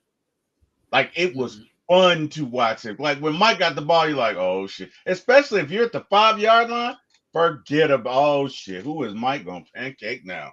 Oh, here we go. Now, again, I never rooted for him when they played the Falcons because I love my Falcons. I mean, don't get it twisted. Falcon fan for life. But you know, I can't believe Allstott is not only not in, but not on that list because he was dominant. I mean, do- dominant. Like I can't think of another fullback in recent times that's as dominant as him, who ran the Well, ball and blocked at the same time. Like, yeah, man, I don't know. I don't know about. well, I don't know. here's a list of fullbacks that are on there and have played since he left. John Kuhn, Lorenzo Neal, Tony Richardson. Yeah, Lorenzo Neal's that dude, man. I like Lorenzo Neal, but none of them are all star. None of Yeah, them. none of I agree. Yeah, none I of don't them. think any of them touch him. That Um, big fella get going, man. Woof. yeah. Woof. Chris, how about you? Is there one player that you don't see on there that you think I should have mean, been a shoot. nominee? Well, I mean, of course, it's gonna be Jesse Tuggle for me. Yeah. Jesse Tuggle should be on this list. It's crazy. Again, I mean, Zach Thomas, he's on the list, but Jesse Tuggle's not even a nominee. That's crazy to me. That's criminal. That's Yeah, criminal. yeah. So That- honestly, it's crazy. You know what I'm saying? It's a lot of legends on this list, man, that should be honestly in the Pro Football Hall of Fame already. A lot of names that we've already touched on and stuff, but yeah, I mean Jesse Tuggle, I think he needs to be a nominee. I understand Mike Allstott too. That's a great pool, but yeah, Jesse Tuggle, man, he has to be getting on this list, man, ASAP. Seriously. T. Will, how about you? Is there one player that you don't see on either list that you think should be in, or a nominee even? Mm, I mean, I'm gonna go with Chris. I mean, Jesse Tuggle should, especially being a Falcons fan, like Jesse Tuggle should be It's not even close. He suffers for being on bad teams, but Jesse Tuggle was dominant. I mean, just dominant because he could do it all. He could cover. He could definitely hit. Oh my God, could he hit? So I don't know, man. I'm with Chris on that one. I'm with Chris. So I want to confirm the dates on this one player I'm about to name because he played a very, very long time ago. He played in the 30s and 40s. That when I was going through like my projected stats spreadsheet, and if you haven't looked at our last live stream going over the Falcons all-time team, you'll see exactly what I was talking about. I've also have articles. It's projecting stats throughout NFL history to today, statistically speaking, based off projections and based off what has already happened. There's not really bias, any physical bias. It's more just statistics based. It's like you would approach the stock market and projecting like what something would be 5-10 years from now. So when I was doing this, I started looking at like receivers and looking at like players that led the league in certain stats and what their stats would have been. And the one name that sticks out, obviously, as a wide receiver or as a receiver, Don Hudson sticks out so much. But the one name that also sticks out is Jim Benton.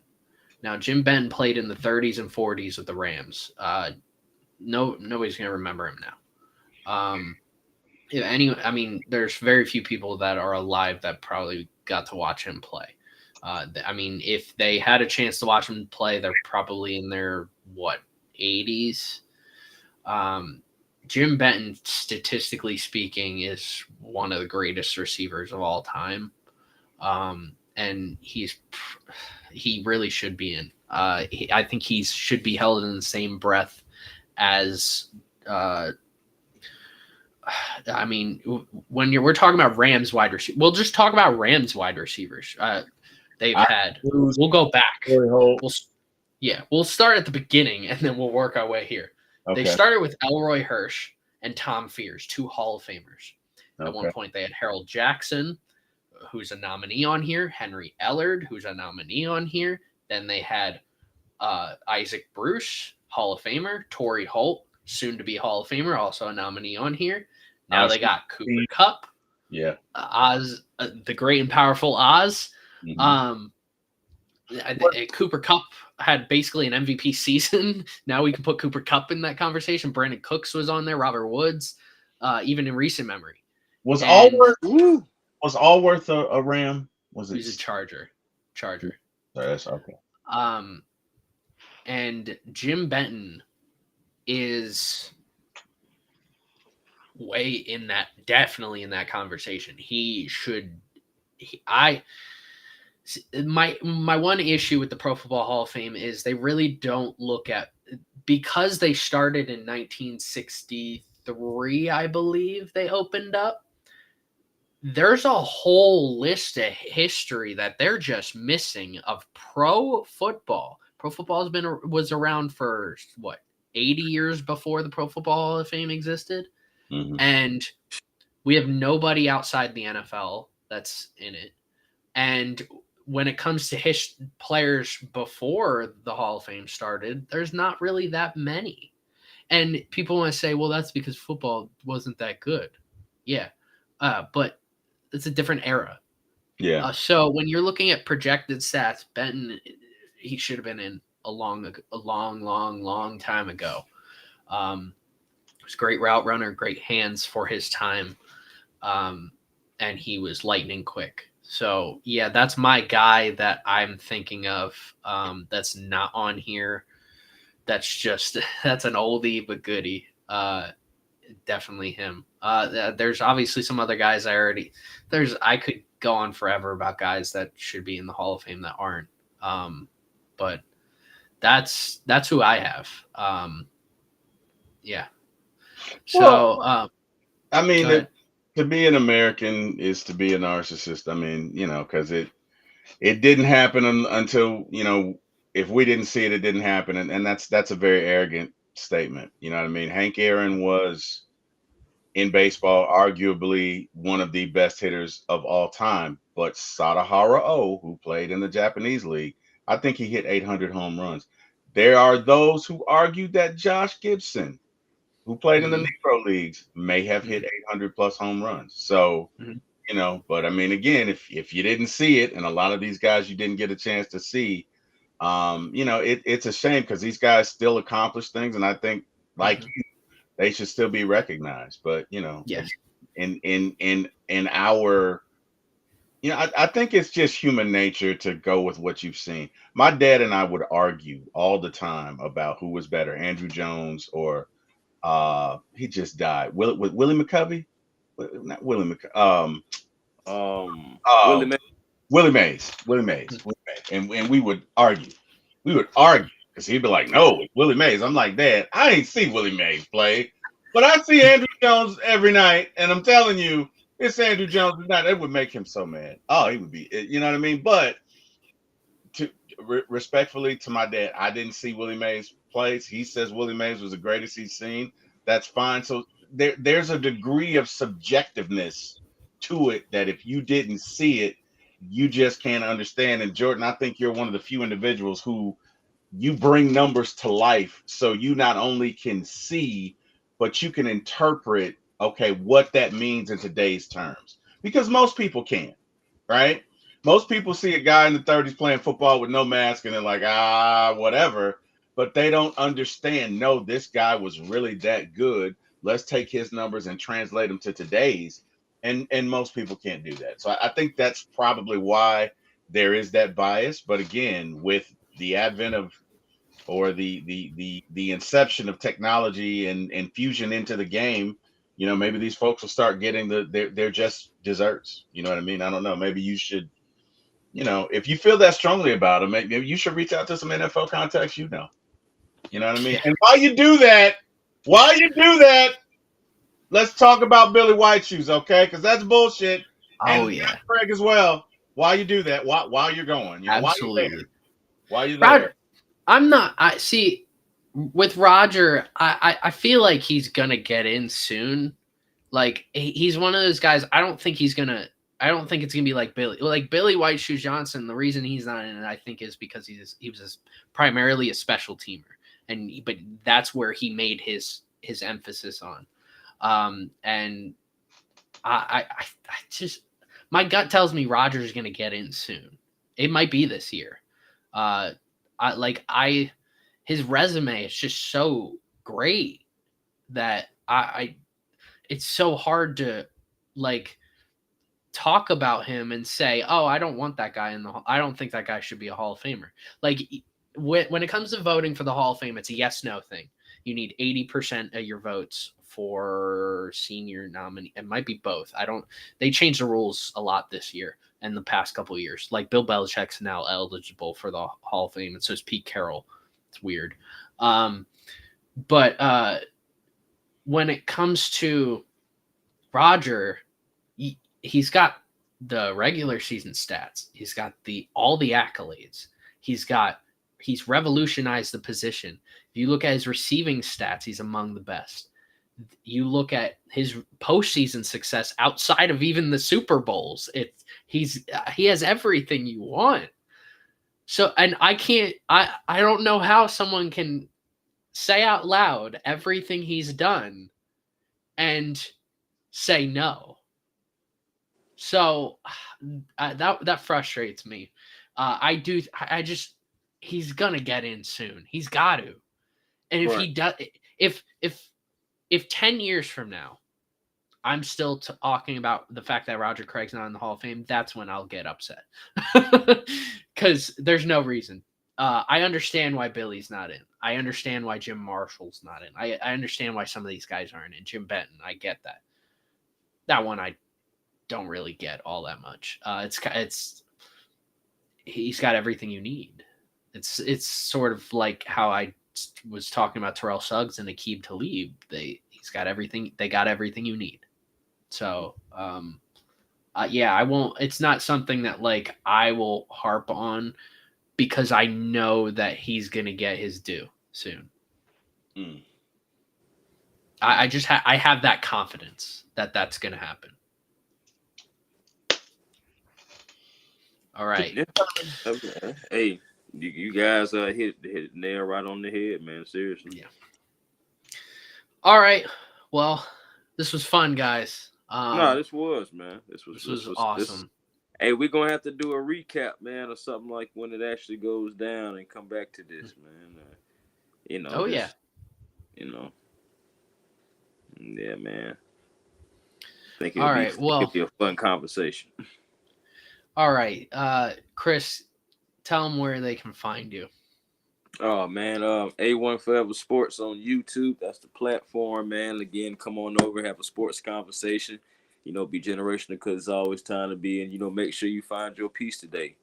Honestly, man, I like to thank Jordan and T Will for doing this with me, and some the invite and everything. Man, I almost went 3 hours on this thing. So hey, hopefully, thank you to everyone that tuned in. Definitely appreciate you guys for coming through and showing love to the channels, and make sure you show love to all 3 channels. You take a see my ATL Sports 1, and of course A1 Forever. You can catch me on Twitter at A1ROC, or just type in A1 Forever. I should still pop up.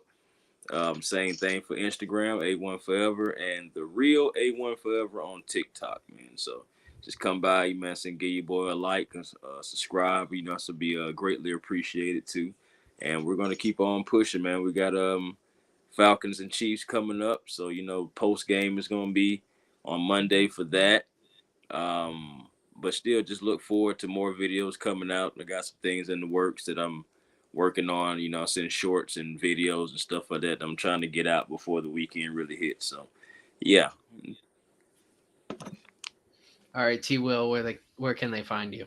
Yes, sir. I got to give a shout out to Chris. First off, if Chris is not doing your video, you're just not doing it. And then secondly, if Chris were a rapper, he would be Busta Rhymes because he's just versatile. Oh Lord, He's just versatile. And he's on everybody's shit. Like, I mean, you look up there, there's Chris. Chris up like, you know what I mean? Like, okay, let's be real, right? Busta Rhymes did Look at Me Now, which is still being cloned by 20 million people. I mean, hell, you got it on a video game. It's crazy. He did that. And then he did other songs that he's just versatile, right? He's versatile. And when I think of versatility, I think of A1. So I got to give my man A1 a shout out, man. He can do Hall of Fame. He can do football. He can do baseball. He can do basketball. Hell, he probably could do lacrosse. I don't know. Probably that all. would be something new. That definitely would be something new for sure. Huh?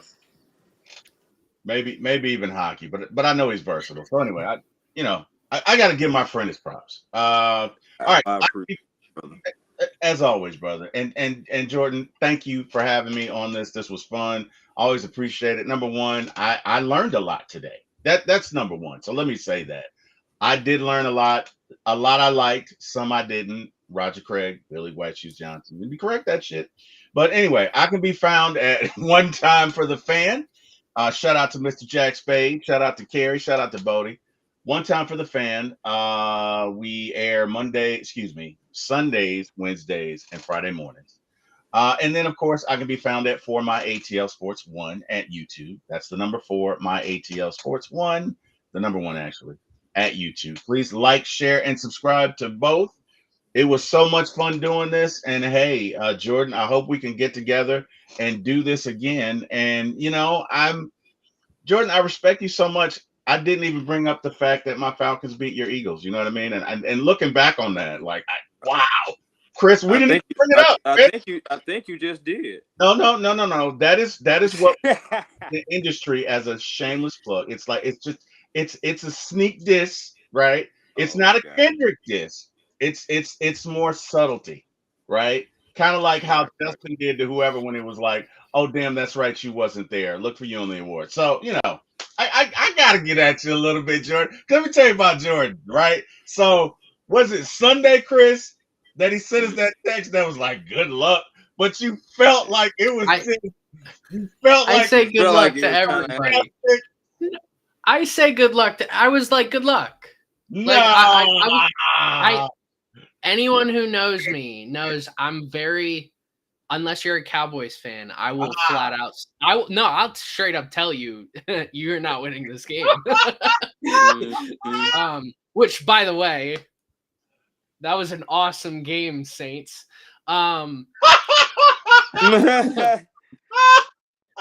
wait a minute. Hold up. Yeah. You're in conflict this week, aren't you, Jordan? I just thought about that. Yeah. Saints and Eagles. Yeah. Holy shit! Yeah. Mom and Dad are playing each other. Oh, what? So he's stupid. we gotta. I don't know. What, so are you going with Dad or are you going with Mom, Jordan? Talk to me. Who are you gonna spend the weekend with? What's up? What are we doing? So, all right. Normally, like I went to last year's game at the link, and that was always been a dream of mine to watch the Saints and Eagles play each other in person. It's like you're watching. I explained this to my mom last night. I was like, it's like, all right, I don't got kids. I'm 23. But like, if you had two kids that are fighting to the death, and you don't have a favorite, you're like, I just want both of them to survive this. That's kind of how I view every single one of the games. Is I just don't want anyone to get hurt. I root for offense. I love offense. If the game was 98-99, I'd love it. Yeah, when it comes to these games, that's kind of how I approach them. It's funny because usually the day after these games happen, I end up more disappointed because either injuries happen or and obviously someone's going to lose. And I want both of them to win. So, but that's not going to happen. So that's kind of how I view these games. So are you more leaning toward like the Eagles because they're coming off an L, or do you want the Saints to be undefeated? Like every time I'm asked, do you lean a certain way? You definitely got to lean a certain way, and I really don't. I view it like if they tied, I'd be happy. I think if they tied, I'd be at my happiest. I would. But even then, that kind of affects the schedule, and I don't like that. So either way, I just if the Saints win, yeah, they're undefeated, but then the Eagles are 1-2, and that hurts. If Eagles win and the Saints lose, then I know the Saints are probably not as legit, and it's just the Cowboys suck because the Cowboys do suck. And like that's hatred right there. Oh wow, that's hatred. I love it. I love it. So I really don't ever lean any sort of way. I was asked that yesterday. I was asked that the day before. I remember going to school, and during the week, on Monday I'd be wearing like an Eagles jersey, and on Tuesday a Saints jersey, Wednesday an Eagles jersey, Thursday a Saints jersey, in some sort of order. And yeah, I mean, I've always been asked, you got to lean a certain way, and it's weird because depending on who you ask, they'll probably answer differently to say like, hey, what team does he like more? You got to tell me what team he likes more. And more people who are Eagles fans will tell me I support the Eagles more, and people who support the Saints think I support the Saints more.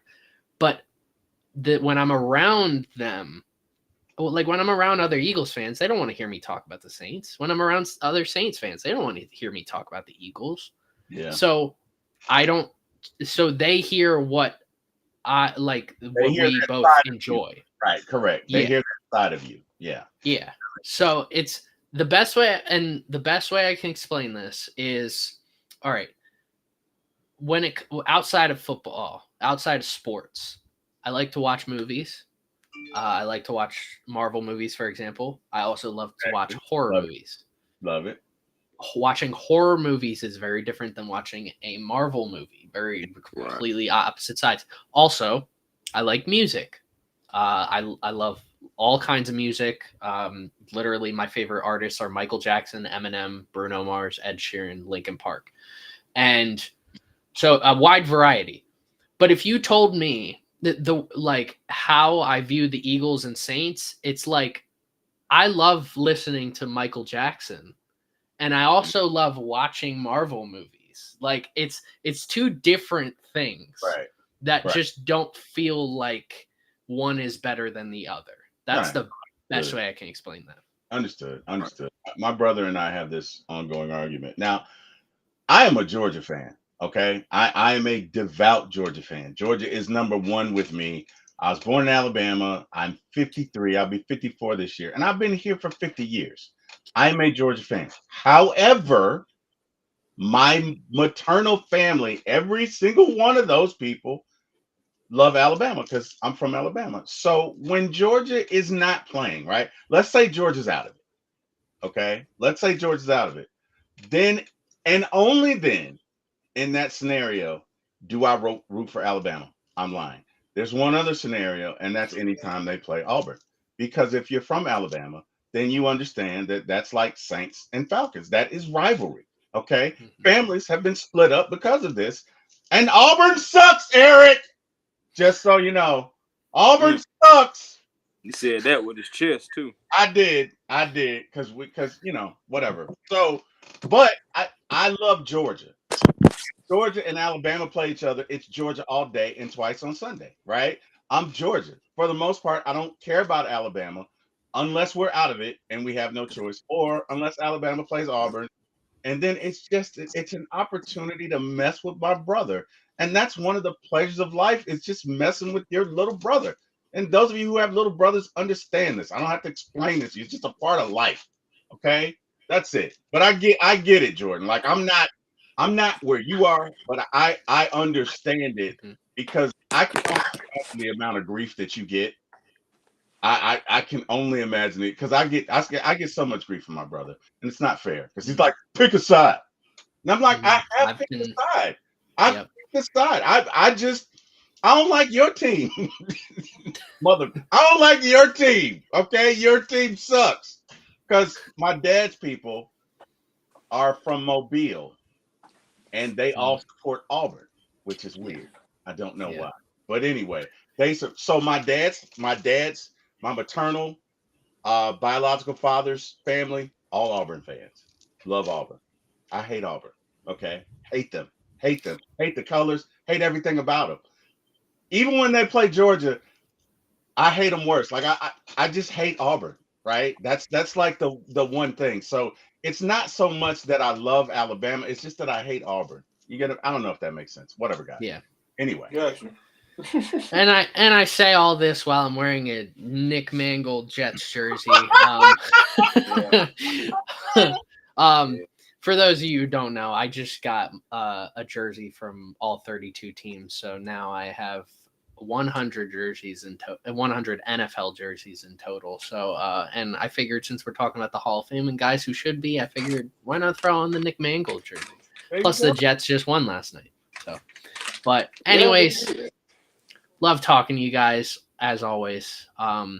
Thanks to everybody who watched, tuned in. This is awesome, and we'll hope to do this again. So thanks, everybody. Have a great day.